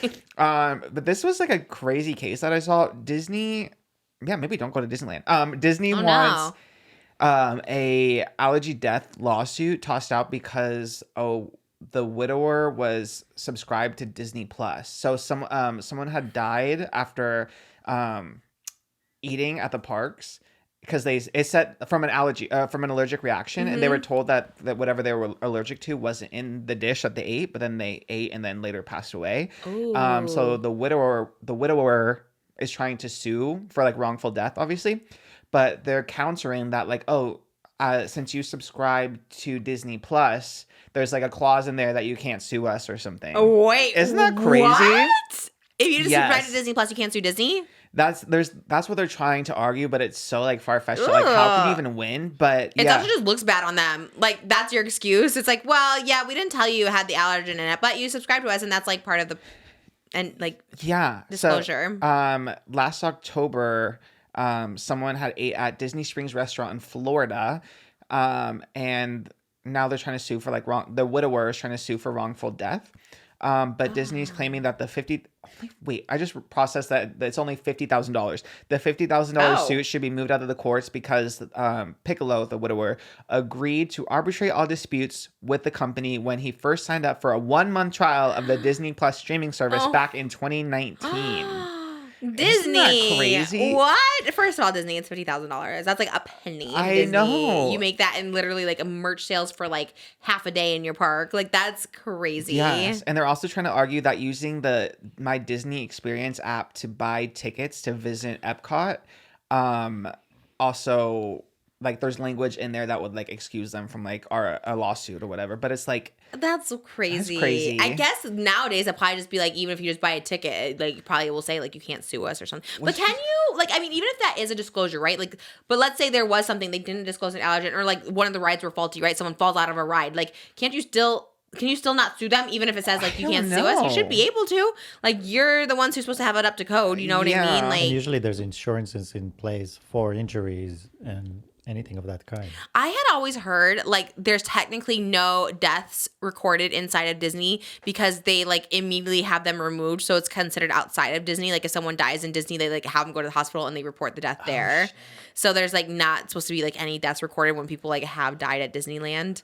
And I know what happens. We know someone in our family, not our immediate family, but our family, that went to a Disney park and fainted. And as soon as this person fainted, they said there was like 20 Disney people that just like circled her, like so no one could see anything that was happening. Oh, wow. And she just like fainted or something, right? It wasn't even whatever. And they gave her water, but they immediately like removed her from the park, and they had like 20 people surrounding her, so like nobody could see what was happening.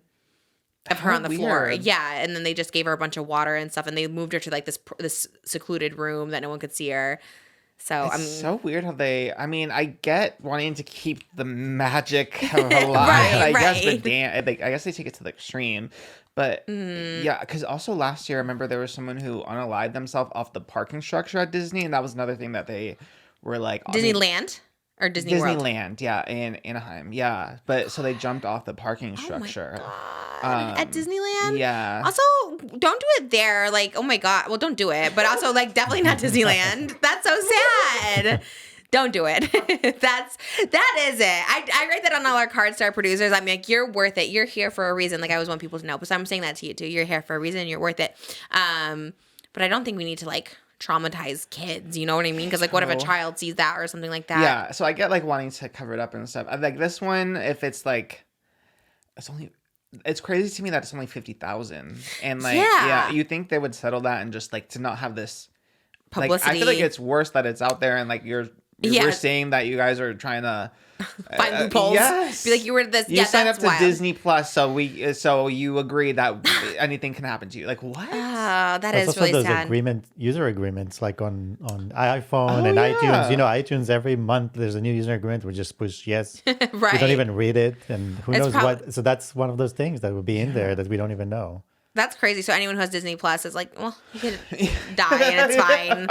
I mean, that is wild. They should also have a clause that you shouldn't like make out at Disneyland. Like, I hate seeing people make out in lines and stuff. I'm like, there's like kids around. Like, we don't need to see you making out. I hate that so much.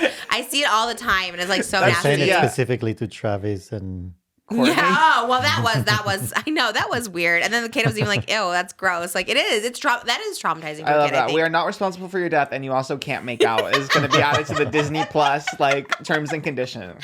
Yes, it should. That's exactly what it should be.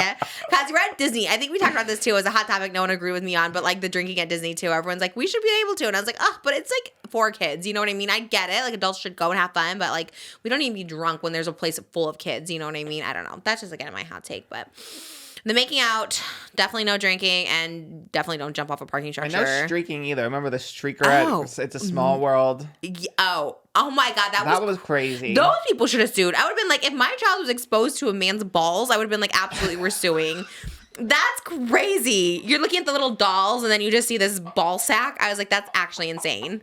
How did they not sue? I would sue. Because it's probably in the Disney Plus thing as well. We really have to look and read that. Like, you may be exposed to nudity at the parks because if that woman we knew was surrounded by 20 security guards in a matter of minutes, like, why couldn't they have done that at Small World? You know what I mean? Like, surround That's that true. guy. I remember the video of them, like, they were carrying him out, but he was still, like, naked, flopping around. Yeah, throw a little stitch towel over him or something, you know? Cover him up. That was crazy. That was wild. That was dubious. That person was dubious. Why is he doing that? I guess they're just like, mentally a little off, but yeah. I don't know. There's a lot of mentally off people who don't. It's perverted. A Small World. It's like, that's a targeted streaking. You know what I mean? That is true because that's the only rides like little kids can go on. So you're just being, you're being a menace. If it was maybe like the Avengers thing, I don't know. That fits more. At least it's like a little bit PG-13, I guess. You know, Deadpool at like the Avengers land at California Adventure, it was making jokes about Grindr and stuff.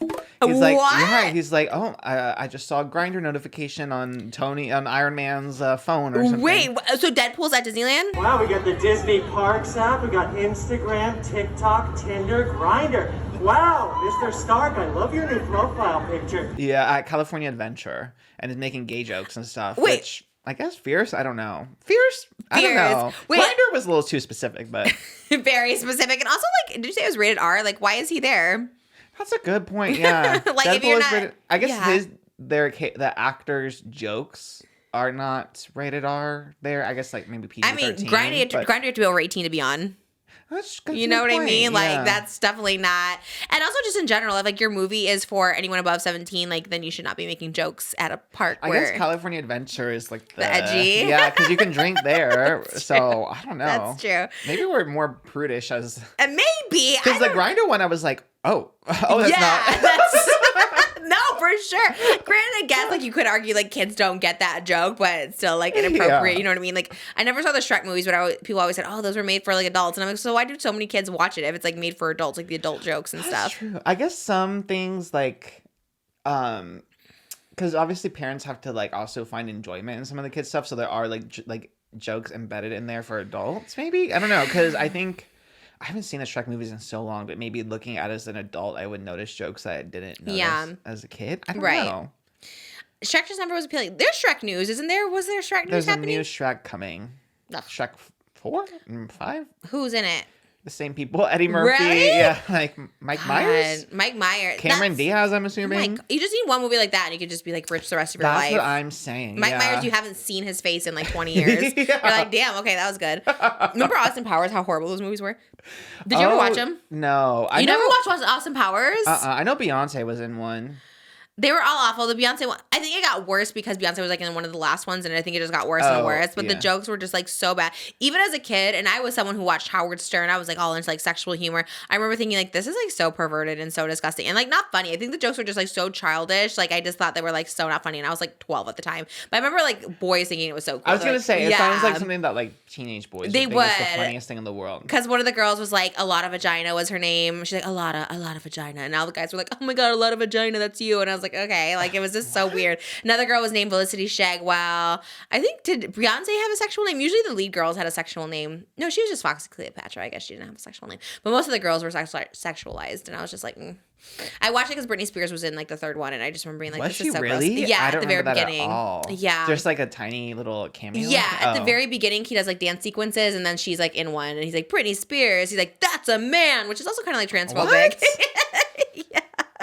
He's like, that's not a man, that's a man, baby. That is so weird. Yeah, he was weird. That was how that got greenlit. I'm sure watching it now would be even worse, but yeah, I'm it sure was back weird. in the day, though, like, humor back then, because even, like, Sex in the City was, like, I remember, what's her name? Samantha had, like, a scene with, like, trans girls, and, like, it was, like, all very, and they were, like, black trans girls, so it was very, like, stereotypical, and it was, like, I think they refer to them as, like, Harry in a voiceover describes them as, like, some kind of, like, it's like a slur. I forget what it was exactly, but it was, like, and that's, like, Sex in the City, which is, like, for women, a little bit more like liberal, you know, but it's just the sign of the early 2000s. I guess so. You're right. Like Glee, also very exactly, racist. Which so again at crazy. the time felt so woke. You know what I mean? We're like, damn, this is progressive. Right. Like, and it's like, what the hell? You're so right. Oh my god, it's actually crazy. We just got to the part where the football bully that always bullies Kurt kisses him. Oh yes. I was like, oh my god, and why did he do that?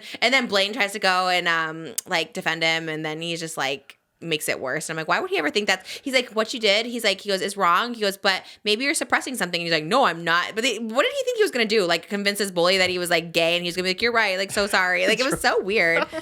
And was that guy end up gay then? Did the character end up becoming gay? The football player? I don't remember. I know that I remember them kissing, and I remember, what's his name, like Patucky or something like that? Something, He just went by his last name. Yes, yeah. It was a Patucky. It sounds something like that, yeah. Right, yeah. And he's like, why are you always doing this? And then he just like kisses him. I was like, wow. It was just wild. That show was wild, for sure. But, and Gwyneth Paltrow was in it. I was like, God, she's really in everything. Because her husband is Brad Falchuk, I think his name is one of the creators of it. He works with Ryan Murphy on like everything. She's also in The Politician, so that makes sense. She's There been you go. Platt's. Wow, interesting. Okay, well, I don't know why the teachers always got solos. Like she had solos. I saw your Instagram story. You clocking Glee. I was like, kudos, mama. It's so annoying. It's so annoying because Matthew Morrison wasn't even the whole episode. The whole episode was he was like sick, and that's why she had to come in and be a substitute teacher. And at the very end, he's like, "Oh, actually, we're gonna do duet, and we're gonna do all the solos." And it was like the Umbrella / Singing in the Rain remix, which I wonder if that was before or after the lip sync. Because I'm like, didn't Tom Holland do this? Oh yeah. So I'm like, did they just steal that from Tom Holland, or did Tom Holland steal it from Glee? I guess we have to clock those dates, but it was giving me Tom Holland vibes, and I was like, why did they do this? But Tom Holland did it first, but maybe he didn't. Maybe he saw it. Tom Holland did it better than Mr. Shoe. I'll tell you that much. Love that show. It's so good. It's a good one. I love that my other hot topic was Taylor Swift and Ed Sheeran's cursed wax figures. Did you see them? Yes, I saw them right underneath the Wicked dolls. I was just like, what is happening? Seriously, my timeline was that. I was like, what? It just made me think if you ever got your wax figure, I feel like it would be like so on brand if it ended up looking like odd, like an Ed Sheeran one. You know Oh what I my mean? Like, God, I look like Ed Sheeran. I would love, who makes these and why do they make them? Because Jenna Marbles had one, remember? Oh, I didn't know Jenna Marbles She had a wax figure and it looked really good. But like, who decides who gets them and There's why? different houses, I think, because there's like Madame Tussauds. This That's one was the big not one. Madame Tussauds. Oh. It was, I think there were two different art wax. What do they call it? Wax what were they? figures? Wax figure Wax houses? statues? Is that, I don't know. I've never heard it called houses. I don't know what wax museums. Oh my god! Oh, Yeah. right. I only know Madame Tussauds. I didn't know there was more. The Taylor one was for the Panopticon in Germany. Oh, okay. So we're talking. Oh no, they're international. actually Ed Sheeran was also the same one. So I guess they just have it odd. So they just have a budget. They're just like we're. They had a different artist do them. I guess I don't know. But she said that Lisa Boucher was the one who did them, and she said that they were challenged. Ed Sheeran specifically was challenging because all his tattoos. But I don't think that's the issue people have with it. I think that face. Everyone's like, who is that? They're like, oh, the tattoos were challenging. Like, what? Like, no, I think the face was challenging for you. And Ed Sheeran is gorge. So, like, what? How did you not be able to sculpt that? I know. And then it's like, did they comment on it? just thought they were like proud of the work that they did, not like apologizing or anything. No, like Taylor and Ed. Oh no, of course not. I would love if I was celebrity. I was gonna say you would live for it if you had a bad one. You would love. For sure. Again, honored to be nominated. Like if someone wants to do a wax figure of me, I'd be like, that's so cool. I would love that. Yeah, absolutely. They worked on the wax figures for 2 years, which is also crazy. 2 years to come up with that is like, oh my god. So I kind of feel bad, but right. And like, how does that work? I was thinking with me with money. I was like, how do they pay those people? Like, do you pay them for 2 years of work of their life? Maybe they're just commissioned like a big sum of money. And like then, how big though for 2 years of your life? That's true. Well, maybe they're balancing other projects on the side. I have no idea. I have no idea. And also, yeah. she says she didn't have a lot of experience working with wax before this too. So, well, why did they commission her then? maybe she was cheap. That would be me though, for sure. I'd be like, you have no experience? That's fine.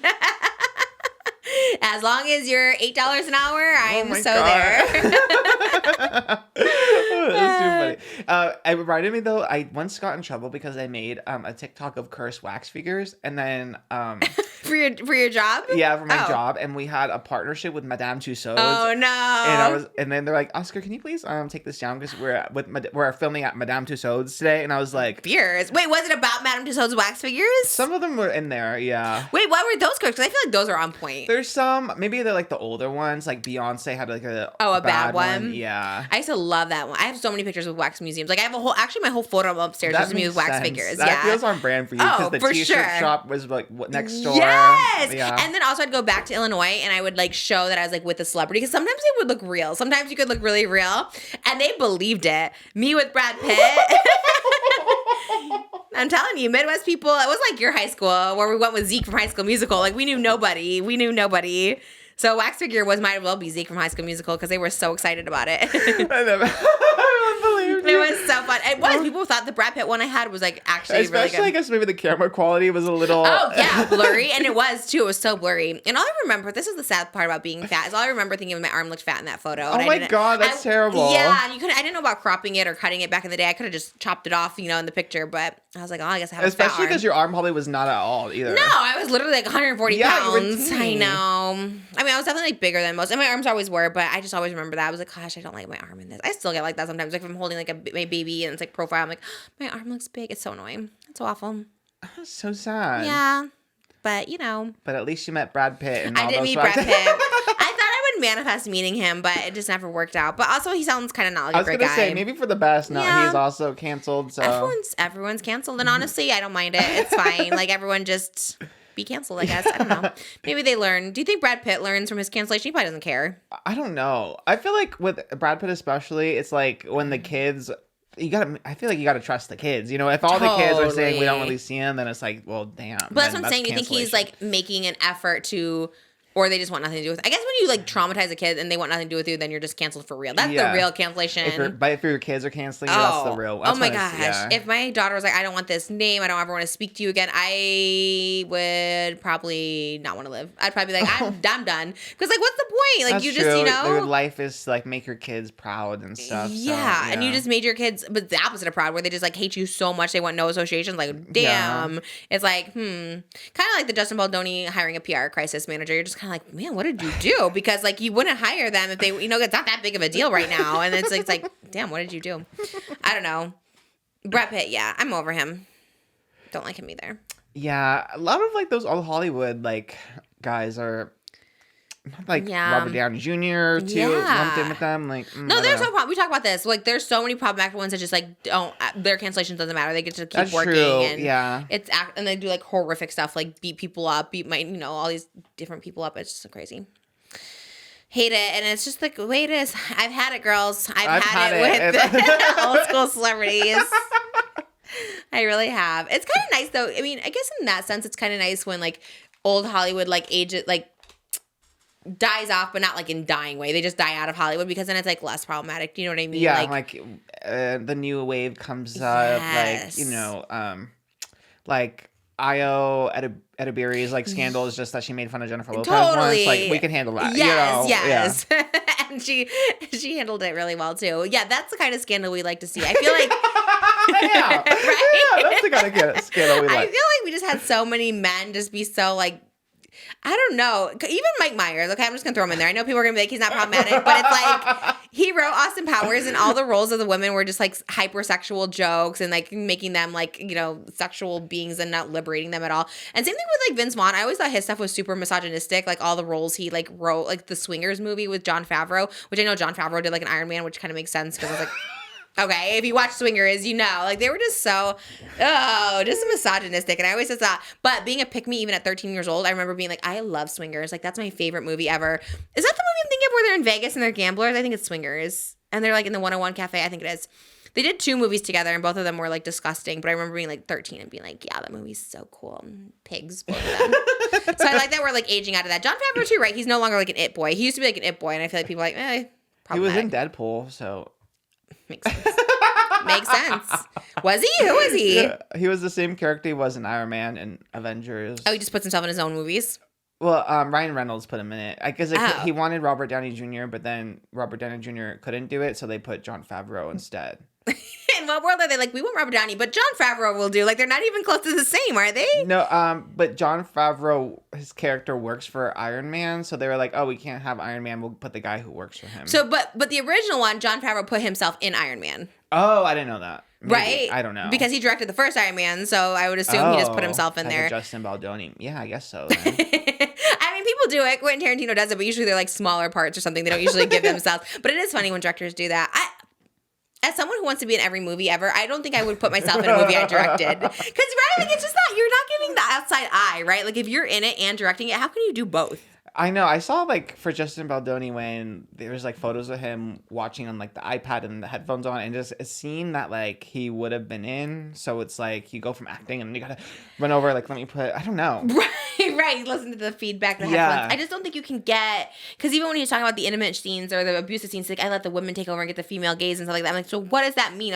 In which case, I'll side with Blake Lively. Maybe she thought she was co-director if she's, like, directing these, like, hard scenes that you're not directing. You know what I mean? And maybe, like, I understood where he's coming from, but also I would be confused too. Mixed signals. Being like, oh, yeah. Our director can't handle this scene. I'll step in. I have to be the distribution coordinator. Maybe you should be Blake's publicist. That's a good spin. Thank you. I think I could. I think we're both good at that. Like, I feel like I never was on the debate team in high school, but I know I could always find an argument for both sides. You know what I mean? I always wanted to be on the debate team. I would be a bad publicist though, because, or like, I guess lawyer too, because you know when like lawyers have to represent people who are actually guilty. Like, I can only do it when like the truth is on your side, because then like you know that like the truth will prevail. Because at least if you're on the true, they have the truth on you with you, like you can say it and then know that you're right.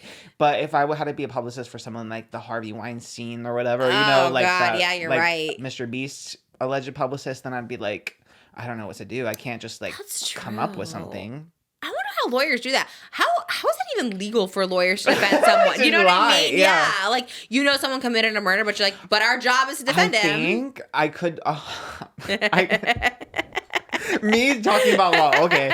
I could 100% be wrong, but I think like if you're like say if someone is representing someone who is guilty, they say right off the bat like, do not tell me that you are guilty. Like, they can't know if they're guilty. Oh, I thought it was like, but I could be wrong. You have to tell me the truth. Like, just tell me if you did or not, so I can defend you. Totally but I don't know. But I've heard people say that too. Like, I don't want to know. Like, Desperate Housewives, don't tell me. I don't care if you're innocent or guilty. So. But what you said also sounds right too. So, because I've heard that too. We're like, you just gotta tell me so I know what we're working with. I feel like a TV show or something where they're like, maybe Anna Delvey or somebody, like, you have to tell me like a truth so I know where to go with it, because she was lying to the lawyer. So he's like, you gotta be honest with me.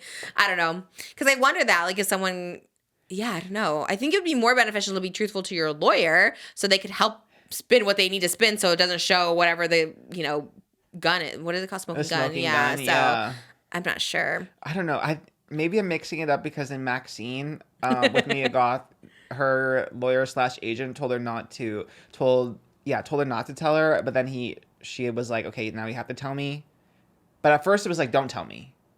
Oh, so I think they I'm taking are confused. Yeah. Everyone's confused. Everyone's confused. And also, we shouldn't be like taking law advice from Maxine, maybe? I don't know. Yeah, I take mine from Elwood's. Like, whatever she says, I'm like, yes. Yeah, that had to be, like, researched. I surprisingly have learned a lot from Young Sheldon, though, because Young Sheldon has a lot of random historical facts and stuff. Really? Like, what? What's one you learned? I was hoping you wouldn't ask me. I learned a lot. I was genuinely curious. I do love American history, the Alamo. Something about the train, the bell of the train was made in, like, 1820 or something like that.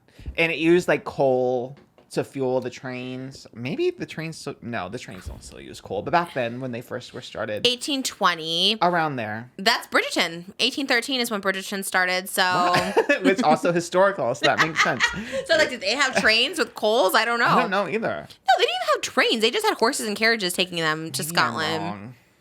I don't know. No, you could be I right. could be Maybe wrong. England didn't have the trains. Maybe they didn't have coal. I just know that they had to take a boat to India, and then everyone else took like horse and carriage to Scotland for 4 you know days. what's crazy? Because when I took the train to San Diego for Comic-Con, I was like, how the hell was this made? And my boyfriend's like, they would just like use a stick of dynamite to like blow up the mountain. I was like, wait, that's crazy. Wait, to what get made? Like what? the tracks on the train. I was like, wow, someone had to actually sit here and put these tracks down. But what did he say? It blew up. A mountain blew up, and that's yeah, what. because we're like the train was going through the mountains. I was like, how the hell did they even this out? He's like, they put a stick of dynamite, the mountain blows up, and then they just like they take a thing to straighten it out or flatten it out. But how does it only blow up that little tunnel?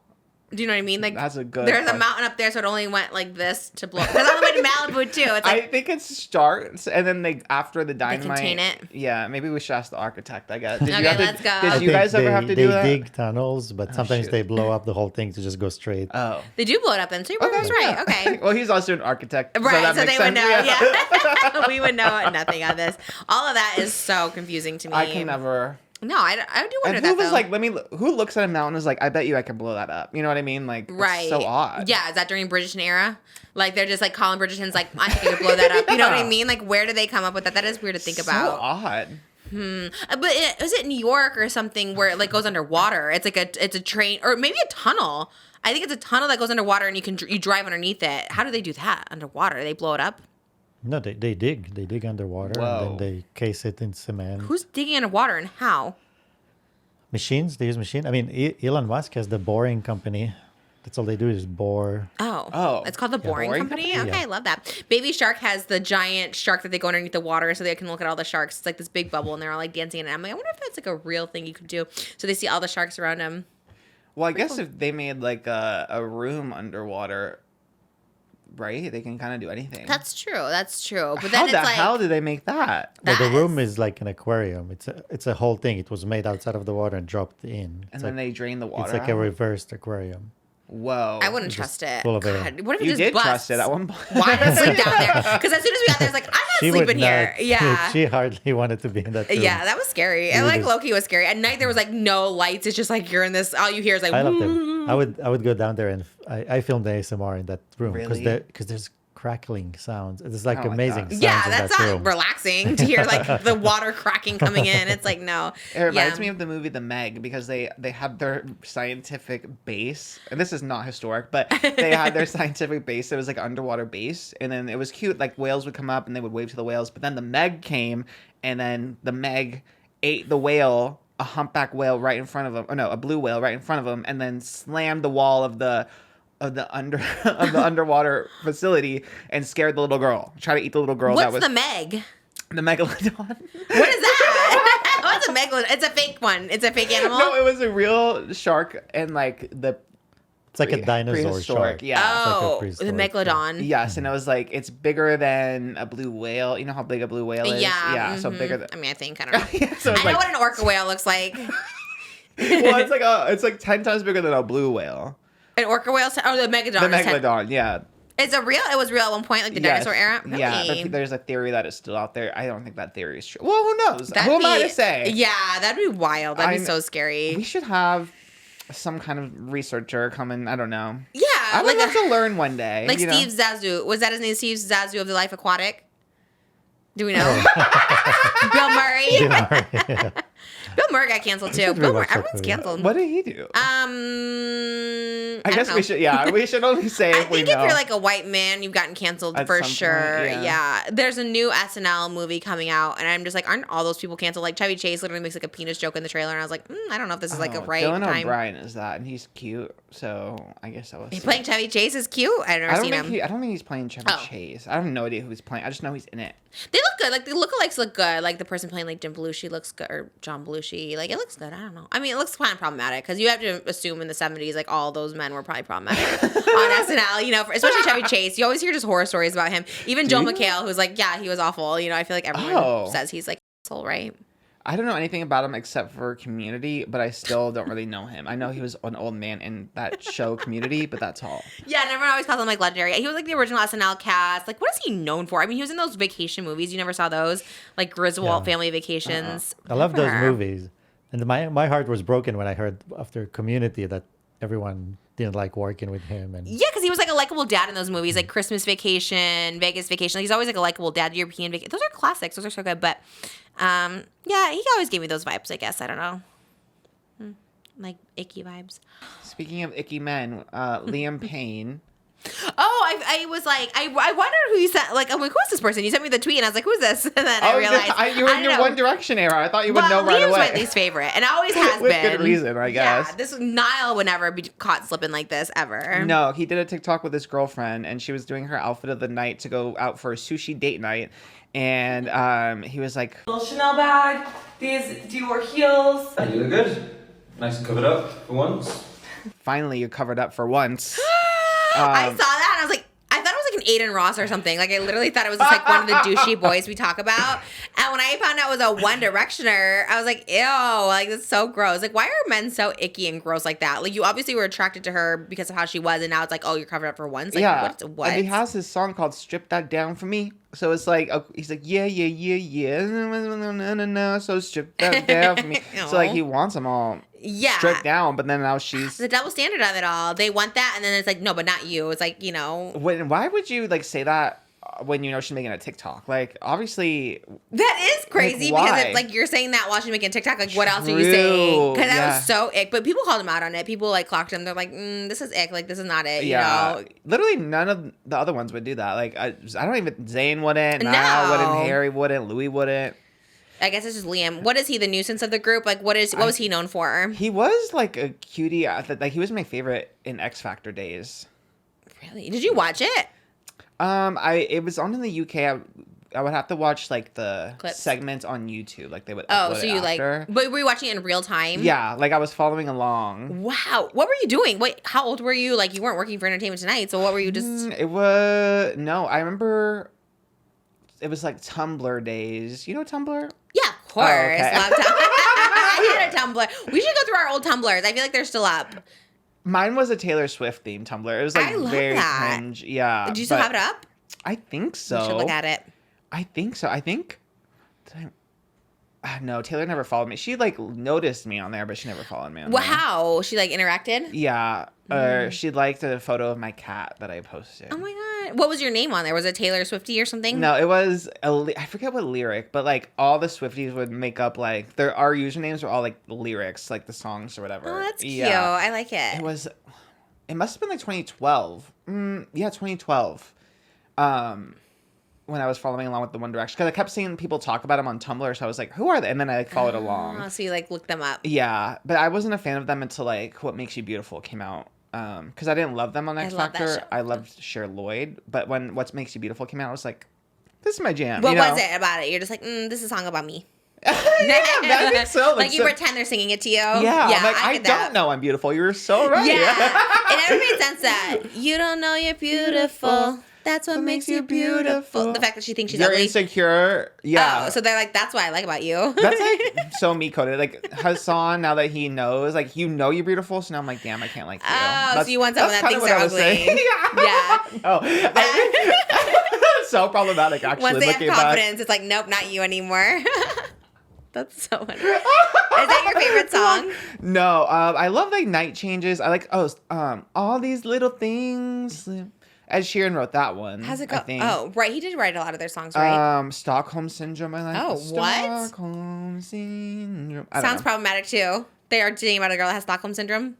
I think they're saying they have Stockholm Syndrome. I don't remember. I think it's about them, though, because I think one of them wrote it. I forget Who's being held captive by who? Maybe it was like oh, baby, look what you've done to me. Oh, baby, you've got me tongue-tied. Oh. I can't stop leaving when you make me feel. They just like they want to leave, but they can't because they come back in. Sounds problematic too. I think maybe Harry wrote it. I don't know. Love that. I love that you switched once I said Harry wrote it. You're like, oh, love it. Yeah, love it. Then I get it for sure. I love Harry Styles. I just want him on so bad. Him and Niall are my faves. I think you have the better chance. I was trying to think which one you have a better chance with. I feel like you probably have Harry. Niall, I think. Oh, but Harry's pink coated, so I thought he'd like to come on wearing pink. But Niall seems more like fun, you know. He does seem fun. I love him on The Voice. It's all new people on The Voice. It's starting this fall. It's like all new judges. Oh, who's on it? Like Not no one Reba? I knew. Not Reba. I loved Reba with her little tater tots. I was like, ooh, those look so good. Glee had a whole episode about tater tots too. Mercedes was obsessed with tater tots. I don't remember that at all. And yeah, she was feeling third wheel to Blaine and Kurt, and so she was talking about tater tots, and she's like, "You missed tater tot day. I put them in the container." And he's like, "I don't care about your tater tots." Oh my I was like, God. "Oh wow!" But she love really the loved tater it. tot. Did you? I love tater. Okay, It made me good. want to eat some. I was like, "Oh, those look really good." My boyfriend's not a tater tot person, so we never have Well, them. it's hard to get them. Doghouse has them, but like not a lot of places have tater tots. My mom used to make them the Orida. Oh yeah, Is that how it's pronounced? in the red bag? Yes. Yes, I love those. My Orida, mom yeah. used to make them all the time, the mini tater tots, because they would get extra crispy. Yeah, my mom used to put them in the oven for me too. that They is were so so funny. good. Tater tots sound I good love right the now. hot dog with the tater tot. That was like the best combo. That's a good combo for sure. I like I almost got a hot dog at 7-Eleven just for like the plot, just for a picture, but I got a taquito instead. But those were really, really good. Yeah, I think Harry would come on. Yeah, who's on The Voice? Wait, why do I not know? I just saw an advertisement. I was like, I don't know any of these people, but anyways, more power to me. I don't know anybody, so if you want to come on my podcast, let me know. We can promote it. I don't know you, but if you want to come on down. I probably know them. I just can't think of them right now. I don't know. It's Now not I'm kinda Gwen. curious. It's not anybody. Yeah, because I'm like, wait, Who's- who did I see? Snoop Dogg, Michael Bublé? Yeah. Who else? Oh, really? Oh, Reba and Gwen. No, Gwen's not on this season. This was July 2024, they said, is when they published. Really? Okay, maybe. I don't know. If you're reading it, you're probably right. Watch me still be wrong. I thought it was all new people. Okay, I could be wrong. Anyways. No, well, yeah, that's Reba cool. McEntire, Gwen Stefani. Oh. Yeah. So, original judges then. Michael Bublé and Snoop Dogg. Michael Bublé. He's problematic too, I think. Is he? I think he got canceled for something. Oh my God. I'm going to just assume. I'll assume everybody is. I don't know. Maybe not. We're not the canceled podcast. We're not trying to cancel everybody. I mean, not that they are, but. That would be like a good spelling, but it would have to be someone so, it would have to be like a priest or I don't know, someone so like devout to like be able to be like, Well, this not a person's- priest. I feel like they're oh my also God, canceled. you're so right. Everybody's canceled. Yeah, I don't know whomst. Who would be? Who's like a celebrity where you're just like, that is a perfect person. Nobody dislikes this That is person. a bold, like who is that adored? I don't Nicolas know. Cage. He's We like a always- treasure. We always say Keanu Reeves. E.T., yes. He can. He's the opposite of cancel. He's like a saint. Like you hear him be like, he stops nice to traffic. everyone, He yeah. sits next to an old lady. He gives up his seat. Like you literally hear like the nicest things about Yeah. him. Almost like inhuman. Okay, yeah, you're right. Love him. Yeah. Keanu Reeves. Come on down to Come on down. We Well, love he's you the only here. one that survived the Matrix. So Did he survive? Spoiler alert. Did he? God, remember we saw that movie in theater, one of the last ones, and I was like, I don't hate those movies. Like I literally have not one idea what's going on. None. Like how do you even follow that story? I've never seen them. You never have either. I like their coats. Yeah, it looks fierce. Yeah. The green numbers behind them Yeah. or whatever. Like it looks cool. Red pill, blue pill. Yeah, right. I don't know what it means. I mean, many but- people neither. say the Matrix is a documentary. It's not a fiction. Who said that? Nobody. Conspiracy. The conspiracy Reddit he's on. I've never heard that, but you know.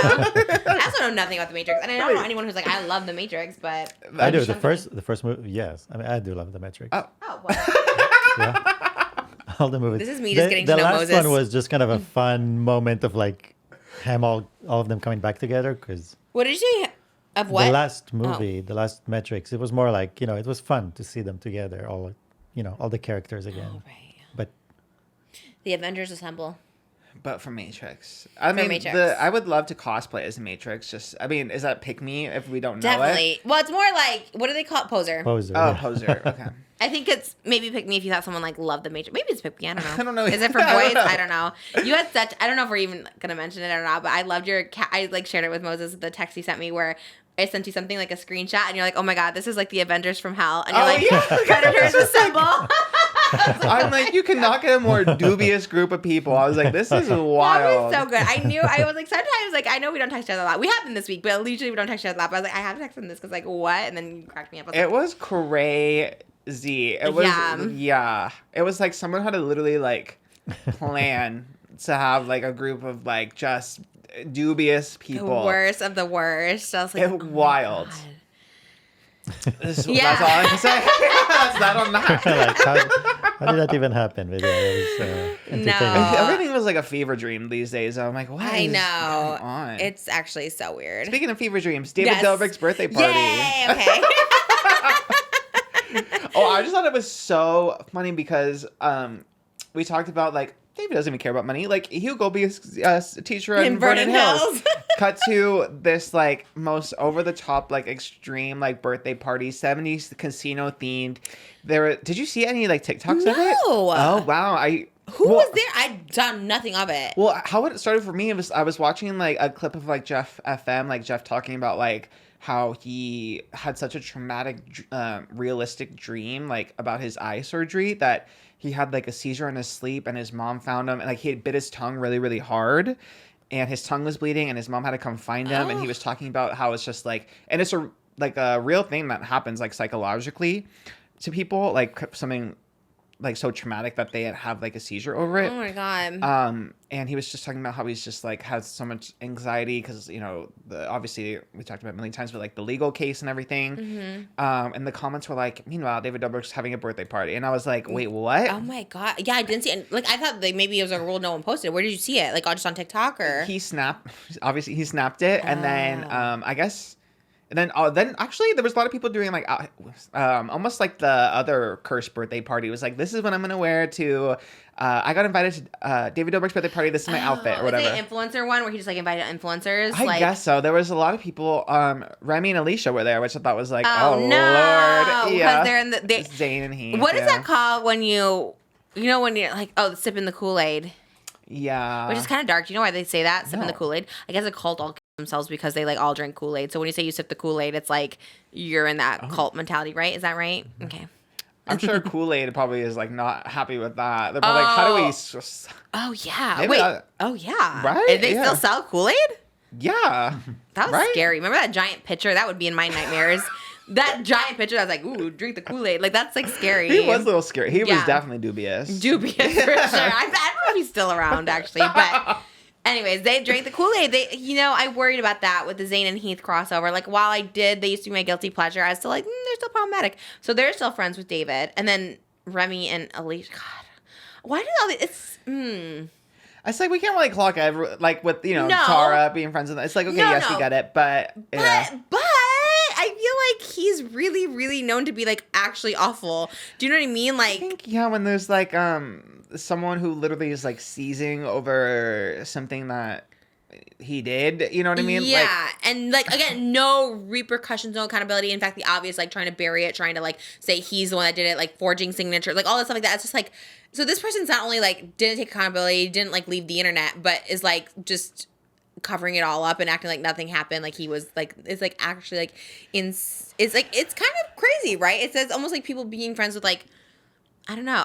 Anyways, I don't know. Maybe you're right. Maybe I'm just like, because I'm personally traumatized by David. I feel like once there's like the personal thing, and I feel like maybe some people just don't actually, like it's something that happened a long time ago. Like there's people that we talk about, it's like, oh damn, I completely forgot. You know what I mean? That's so true. I feel like it is like closest to home, so we hear about it more, so it all feels like very, very personal. So I guess because like Tana made such a stance of like not being anti-David because of she was close with Jeff and she saw like firsthand how it affected him. So it's like, okay, influencers are seeing this, but then like every influencer we know is always at like hanging out David Dobrik's house, and I was like, what? It is pretty gaggy. He's just like, in my opinion, like I just don't think he's like influential like that anymore. So like, why are people still drawn? Like I understood when he's like really popular, everyone loved him, but it's like he's not making vlogs, he's not making content. Like, what are you a fan of, or what are you trying to be like friends with? Because he's not a real person. Point blank. Period. He's not personable. He's not nice. He doesn't like friends. He always said it in the vlogs. Like he doesn't want to go have dinner with you. He doesn't want to go to the movies with you. So it's like, I guess what's the appeal for them, and then also what's the appeal for David? Because David doesn't truly like to hang out ever with anybody, even his own friends. So I'm just like confused. What's the mutual beneficial part? Or is he just that guy that's like, it's kind of like Dan Balzerian, right? Like he was just that guy. Everyone's like, oh yeah, we're going to go. Oh no, who was it? Joe Francis, the Girls Gone Wild guy. Everyone was just like, we got to go to his parties and we got to hang out with him. Even though he was like so problematic and giving me the same vibes as Joe Francis for sure. So I just like, I'm wondering like what the appeal is. Like why would they even want to go there? Because he's rich and has cool parties? I think that's the vibe. Yeah, it's like he's rich and he has cool, and like a lot of influencers are there, I guess. Right. He had burgers and pizza, so I guess, and he was giving away $10,000 again. So it's like someone who doesn't care about money. It was like And the whole obviously snapped it. Someone like posted his whole like snap story on TikTok, and of course like every 3 snaps there's like an ad. So it's like, and then it was also sponsored. So I'm like, okay, who's it sponsored by? I think, God, I forget who it was. I think because they sponsored the casino part, so I think they make like casino games. I'm assuming it was like Carrot. It began with a K. I don't know. Wait, so he had a birthday party casino themed? Yes, it was at his house. He put red carpet. It was all red carpet themed. Red carpet 70s casino theme. Like you had to dress 70s. It was a lot. That's a lot. And yeah, so his whole like whole house was like had the red carpet rolled out. It was all covered. Did he dress 70s? Not really, no. Yeah, he always wears the same thing. I bet he got paid to have this party. It was definitely sponsored. Because So when I knew him, he never had birthday parties ever. Like he never wanted to do anything on his birthday. So he had a party last year too, and in 2022. But maybe they're all sponsored. I don't know. Or maybe because it's like a Snapchat content thing. It's like, yeah, I'll get sponsored to do it and have content. He also had a Mr. Beast vending machine there too, which I'm like, this sounds like again Avengers dubious. somehow. Dubious. Oh my god. Damn. Which is worse, the event we talked about before, the Avengers, what do you call them? Avengers from Hell. Avengers from Hell, or this group? Like, what would they be called? Avengers from Hell, the original. Which one is worse? Which one is the worst group of the? I think this one has like real like crimes allegedly. Is it the sequel or the prequel? Yeah, the sequel or the prequel. Because this one is the original, right? Right. Yeah. Yeah, so, they're the original, yeah. but the sequel definitely has like one of those at the table was a little bit of criminal. Yeah, true. Very, very, very true. Yeah. My God, it was just so funny. Like in this snap, it's like, yeah, we have this vending machine, Mr. Beast. Like how to represent Mr. Beast. I was like, oh my God. Getting paid probably, right? There has it was to be. The Feastables. He has to be getting paid. At least, especially from like this company, because it also had like a big sign for the company behind the casino games. It was pretty crazy. And they had a dance floor. Zayn was DJing. It was wild. Who was Zayn? He was, yeah. Hijazi? Yeah. Oh, that's so weird, because didn't he have like the All-American Rejects like 2 years ago, and now he has like Zayn Hijazi? I want to say it was Wiz Khalifa perform. He also did have a performance as well. Did he like Usher too? Like who was like last year? There was All-American Rejects where I'm like, what? Like who cares about them? Like this is like what? Sounds like this is the new white party. Oh, dubious for sure. Dubious, yeah. The Illuminati party got transferred to David Dobrik. Wait, so yeah. Or no, 50 Cent. Did he have 50 Cent, I think? Oh, maybe, yeah. And I think he had All-American Rejects one year, which I'm like so random. Let me see. 50 Cent. Name one All-American Rejects song. Oh my God. You can't because nobody cares. I remember the music video. Wait, hold on. This is so googly. Google Day. Do you know one, babe? Say one All-American Rejects song. Gives You Hell. That's the one. That's the only one I know. What? That's Blink-182. You're already the... That's close, though. That's close. Oh, Move Along. I know that one, too. Those are the only two I know. Gives You Hell. Oh, Dirty Little Secret. Shoot. Maybe I do know a lot. Wow. Okay. All-American Maybe Rejects it was stand. Damn. I guess I would have gone to that party. Just kidding. I would never have. I think they're not good. And I was in their music video, and I still don't think it's good.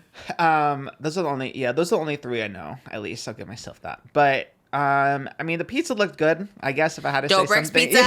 It sounds like the whole thing is one big commercial. Yeah. Like you're just invited to be inside of a commercial. It's very like Josie and the Pussycats where everything is just a commercial. Yeah, very that. It's like, we're shopping at Target, and we're going to have this. And there was like a roulette wheel that you spin when you got there, and then you could win $1,000 for a spin, and he had $10,000 to give away total, and he gave away $7,000 out of the $10,000. What happened to the $3,000? 3 people just went back to his pocket, I guess, because only 7 people won.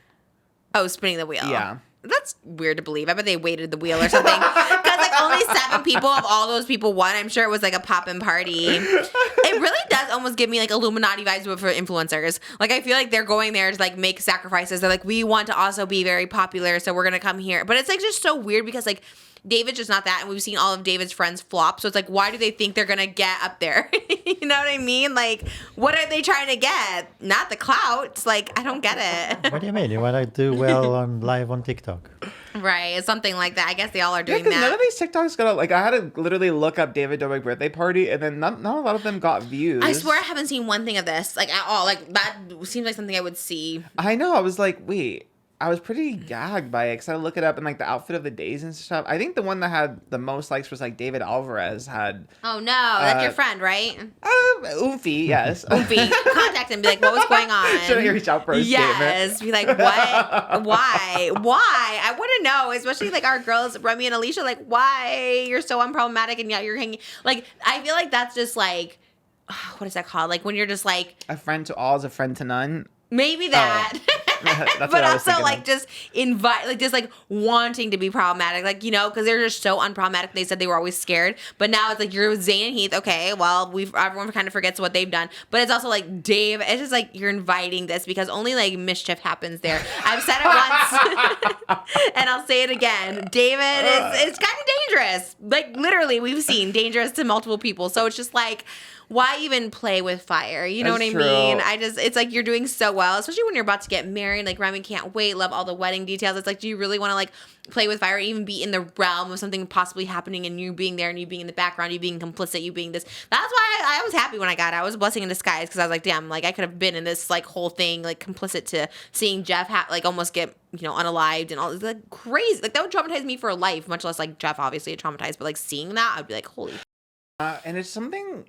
It just feels a little dystopian. Even like removing personal elements aside from me, like at the end of the day, it still feels so dystopian that like the person who he like threw into a crane is like having the most intense trauma that's like coming out physically. Like he has to have this insane surgery in his eye and stuff, and like he is still like experiencing trauma from it. It's coming out in his body. His brain is like it's like subconscious, you know what I mean? It's his dreams, literally his like nightmares. He can't escape it. And then the same time that's happening, he's David, who allegedly doesn't give a damn about any money at all. When he could just help Jeff pay for his medical bills, give him money, settle it, make it everyone's like at peace and stuff like that, but he can't because of the money. And like, yeah, it is wild. It is crazy. That is awful. And it's very, not to go back to it, but very Blake Lively versus Justin Baldoni, right? Like everyone's on Team David. Meanwhile, Jeff's out here like a lone cat, not getting sponsored birthday parties or anything like that, because even though like technically like, well, he is the victim. Meanwhile, like the perpetrator gets to be like glorified because they have more pull, more influence. You know what I mean? And I think that's like, it sucks. It so sucks. I hope it comes out where Jeff gets a little bit of like closure. It does suck. It does suck. It just hates seeing sucky people, like, I guess, like, yeah, get away with it because there is no accountability. I feel like when people remove themselves from the internet, like Cody Ko, it's like, okay, seems guilty, you know, from, like, that, whatever. But it's also, like, he's not around, like, in people's faces, you know what I mean? So it's, like, true, yeah. He's either he is taking time off because he really feels like he deserves it, or he's like, I just don't want to, like, deal with it. Yeah, deal with it, which I think is like maybe better. Like David has so much money. Like why do you have to be so flashy when this guy is like someone that you injured is still like showing the repercussions of it, you know? Yeah. And even if it was like just a genuine accident, right? Which I mean, obviously his probably intention wasn't to do that, but it was like an accident. It's like even more so. Like it's like you just wouldn't want to be out there like in his face or I don't know, just acting like nothing happened. I mean, really, it's like all these people we see, right? They donate money, like Ryan Reynolds and stuff. They donate money, $200, $200K, whatever. It's like he could have like do the very least that to make himself not feel like, I guess he doesn't feel guilty, but make him look a little better. You know what I mean? Like give Jeff some money. It doesn't help anything, but it helps something. That's crazy. So yeah, his birthday was like a month ago, so it is kind of weird that he just had it now, at least 3 weeks ago. Yeah, because it's shortly after mine, and Right. everything I saw was from 3 days ago, so it still seems pretty fresh. Yeah. Who was doing Get Readies with me? I didn't recognize them. Yeah, just I think girls that were excited to go somewhere. I'm just telling you, recipe for disaster. Like, and when you have that much money, it's just like you need to just be like, influencers have learned nothing. I think I truly feel like these male influencers specifically, it's like even if it's not David directly, right? But it's like you are inviting all these people, right? Or they invite someone like the +1 to that Reagan 77's birthday party, right? Like what if? And this has happened with David's parties for sure. I've known of where it's like people who are under the drinking age come, like 18, 19. And if you like drive home and you're like drunk, like it's David's fault who hosted it, right? If there's like alcohol at the party. So it's like It was an open bar. So there you go. And it's just like the liability of that too is like actually like insane because there's no one's, I guarantee you no one's checking the IDs of people at the door. Well, I can't guarantee you. Maybe they did. Hopefully they did. But those things have happened. There was, I just know in the past influencers have they driven drunk from a party and then they get into accidents and it just sucks. Like, it's just crazy because influencers are irresponsible, but especially when they're young. And yeah, I know you're responsible if you serve the alcohol at a party and they like drive home drunk and get into an accident. So anyways, I just think, as we know, he doesn't have the best like judgment. Yeah, he doesn't know how to like handle these things, right? Like bars, clubs, they check your ID, they check all this stuff like that. They cut you off at a certain point at bars. Like, I don't know. Like, luckily we didn't hear any disastrous things, which is good. I just think David is, like I said, dangerous and probably not the one to be like hosting these parties. And whoever sponsored him definitely should have gotten like a proper place to host it and not David's house, because only bad things happen at these kind of parties. You know what I mean? Like, have an event, have whatever, get your coin. It's like when you go to a club and you get sponsored or something like that. But I know that's always like my fear is like how, like, obviously I don't have a party, but one New Year's Eve I had a party with someone I was dating, and way older. He was like, I don't know, he was like, I don't know what. Anyways, but he invited like 300 of his friends. This was like 2015. This was like a while ago. At this big house, and like literally my house had like 400 people in it. It was like so scary. People were doing drugs in the bathroom. This was before I like did them. It was so scary, and they like wouldn't leave out of my house, and I just kept getting so scared. I was like, oh my God, something bad's gonna happen. I'm gonna be liable for it. Like, luckily nothing happened, but what if someone like OD'd in my bathroom or something, you know? Again, this is very like extreme, but this is just how I think about things. And David, I just like, we all know he doesn't just think things through in regards to like safety of everybody, but maybe he has now. Maybe he learned something from the Jeff incident. Maybe he, you know, gets security or has something. Some kind of contract at least. I was gonna say everyone signs NDAs when they come in and waivers, you know. Yeah. That's crazy though. But it's like, but someone like dies. Do those even matter? I don't know. Again, thankfully, no. I'm not trying to put it out there, but I guess I should disclaimer that I don't like David Dobrik and I have a bias towards him. So take it for what you will. Yeah. But it is weird. It is weird, right? I don't know. I guess not. I guess birthday parties people have. Whatever. All right. Here's the infamous cupcake. Okay, here they are. I'm excited. Woo! I'm excited too. I wonder how they taste now a day old. We just made them yesterday. They're so funny. They're cute. He like did the little squirt in there, and I was just like, oh, okay, how long, when will they be ready? He's like, they're done. I was like, oh. I thought they had to like lift more. Oh, these are cute. Well, they look very different. You need to do a side. Here, let's show Jimmy the side by side of these. Look, first of all, I don't want people to think I'm making fun of Moses. I thought that was the nicest thing ever. I was so appreciative. He did it during our daughter's nap time, which is usually like our time. So I was so happy. Yeah, it's so. No, I mean, I'm happy. It's the first time I'm baking. First time I'm making something of this nature. So it's cute. It smells good. It looks like a Reese's peanut butter cup. I'm just amazed that something came out, you know. And I think next time I'll do better. Like it will actually raise, you know, will come up. But since we're using the time to talk about the Olympics again, we got so many comments from Australia. Oh. A statement from the country. So all the people that commented, we hear you. So apparently Reagan, you know, she twisted the whole. She was actually in charge of the competition. They say that there are good breakdancers in Australia, and she twisted the competition. She was the one in charge. They didn't send funding to people that were much better and could have maybe joined, and they were like the judge. They created the whole thing, and she ended up obviously the one to represent Australia. I still don't understand what she did. She like sabotaged them or what? How did she became like? How did she? Well, the one she sabotaged was by not giving funding, so they couldn't participate. And then the ones that did participate, which were much better than her, didn't get voted up because the judges were somehow, you know. What? I'm not sure yet if some people say her husband was a judge, some people say her husband was not a judge, but either way, she was in charge of the whole selection process, and she ends up winning. So that tells you everything you need to know. She scammed her way there. So she deserves all the zeros. That's her karma, right? It just seems like a lot of people in Australia are sad that, you know, this whole thing happened, because they do have very talented dancers there that could have been. Did you see any of them? I don't believe it. I've seen the person that she competed against, and they were much better than her. She was really bad. I actually watched the clip after last time because I didn't really see it. Moses sent it to me. I thought it was a joke. Honestly, like I saw like a little clip. I'm like, oh, it's like I thought they like superimposed it. Like you said, JoJo Siwa or something. I was like, okay, whatever. But then I was like, I watched it. I was like, oh my God, like actually horrible. So actually, if she did scam her way in and there was people more better than her, then I think that she deserved to get all the zeros, because like you set yourself up for humiliation. Unless she wanted to get like a book deal or something, then maybe that makes more sense. I mean, I definitely want to see the movie. Like, this is a movie, you know. I don't think this is a movie, babe. Beginning to end, her whole thing, yeah. A movie? Yeah. Joey King plays her. Say, what did they cost you? Then you would be like, yeah, movie. I don't want to be in this movie. Really? It's the one movie I don't want to be If in. they came to you and like, we really want you in this movie, you would pass it up. Yeah, I think so. I I think she's 36. Oh, yeah. Joey King. Joey King can play anybody. That is so funny.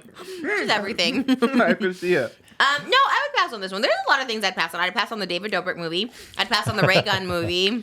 I'd pass on. That's it. Just those two. Because I just feel like it's not going to be inspiring, right? If someone scammed their way to the top, I don't want to be in that movie. You know what I mean? Not like Anna Delvey. Right. I never was a fan of that movie either. I didn't watch it, but I remember everyone talked about it, and I was like, I don't think I'm going to like it. And then I watched it, and I was like, I don't know. To me, it was just like somewhat boring, the story. You know what I mean? I was kind of like, okay. I did like those muffins. I ate both. Yeah, they're good, right? What They taste taste so what do you good. think? Yeah. They're They're just dense. You know, that's all. That's not bad. You missed the one ingredient. Baking soda or baking powder? Which was only half a teaspoon. But what does that do? But they really set you up. Like you said, they do set you up with those recipes because the recipe is like, there's a place where it tells you how to make it, but no amounts. It doesn't tell you how much of each thing. And there's a different page that tells you how much of each thing. And then there was the baking soda. They never told you where to put it in. Yeah, they kind of sabotage you with the. And maybe the baking soda. I don't know. I need to watch more videos about it. Maybe the baking soda is what makes it rise. I don't know. Maybe Something amiss for sure. But I mean, they are good. They're tasty. But how did they get them so big in that one you sent me? Like they were humongous. That's what I'm saying. It's supposed to get fluffy and rise up, and then it's like fluffy and Like soft cake. and big. And This that's is more. What does this taste like? What is dense like this? It is good. I'm just saying it's good. like a fudge. Fudge, Like a brownie, like a yeah. fudge brownie combination. Right, both of them too. But I'm gonna try again because I want to get it right. They were really good. Well, Go to our Patreon. go to Patreon. Patreon.com/justers. That's where you can see the whole making of these cupcakes. They were good. And they're made with love. I was super excited we finally got to make it. It was so good. Because we've been talking about it for so long. The Olympics being over, I'm like, okay. They're so good. I was hungry. I hit the spot, yeah. Mm-hmm. That's the biggest satisfaction when you make something and people eat it. That's the best part. I could eat it all day long. I don't like making the stuff. Like I was there for moral support. Yeah, but once it's done, it's just like, did your mom cook? No, she doesn't like love it. She'll do it out of necessity. But, oh, okay. Yeah. So you never like waited in anticipation, like, oh, mom's making this or whatever. I mean, I was excited when she would like make the tater tots and stuff, but like, yeah, watching the oven timer go down. But like, yeah, it's so good. Yeah. I love like butter noodles. So anytime I heard like the water boiling, I was like, ooh, it's almost done. Like I loved it. So I mean, nostalgia. How are we feeling? Let's do a recap of our energies, our vibrations this episode. I feel like a little woozy. I don't know, but good. Yeah, me too. I had a moment. I did wake up early. I woke up at 3:00 today. So why the witching hour? You in Malibu? Really? She woke up. Yeah, She just woke up in the middle of the night. She's like, "I'm up." That's literally same. And I was weird. like, "No, you're going back to sleep." Oh my God. Not want to do it. That's weird. I wonder why. I just woke up. I was like, I guess I'm awake, and then I started hearing noises. Like I heard cats outside. Very like almost like your cat. It was like a choir of cats, and then I was like, what's going on? And then I couldn't go back to sleep, and I was like, I guess I'll start working now. So. Oh no! So you've been up. You never went back to bed. No. Oh no! So maybe it threw you off. Yeah, I guess so. Yeah. But. We made it through. We made it through. Yeah. I know. I hope everyone's vibe checks at home are good. Moses, how's your vibe over there? You're good? I'm good. I'm just checking all the, stations. Kids are good. Texts. Everything is no good. Texts. No mystery guests. No mystery guests today. You guys, this might be our last double hot topics for a while because we have a couple guests coming up. At the end of one of the Wednesdays coming up, I have a very special thing I'm doing. So so we have guests coming up, but I was trying to do another double hot topics before you left, but I don't know if we're going to squeeze it in because there was another thing that came up on a Wednesday. And so I'm just like, something exciting though. And it's so exciting and it's going to happen. And then you're not going to be here for the next hot topics. And I'm like, oh my gosh, I'm not going to even tell Oscar because it'll be out before that. Oh my God. I know. I was like, dang, but. We might have you phone in from. Well, I don't think it's that exciting. I know you're on vacation, but you want to FaceTime us. Just send your reaction to Jimmy. Oh, yeah, I can do that. It's not that exciting. We're like hyping it up too much. It's really not that exciting. So this might be the last double hot topics for a little while, but we do have exciting guests coming up. We're doing hot topics every Monday.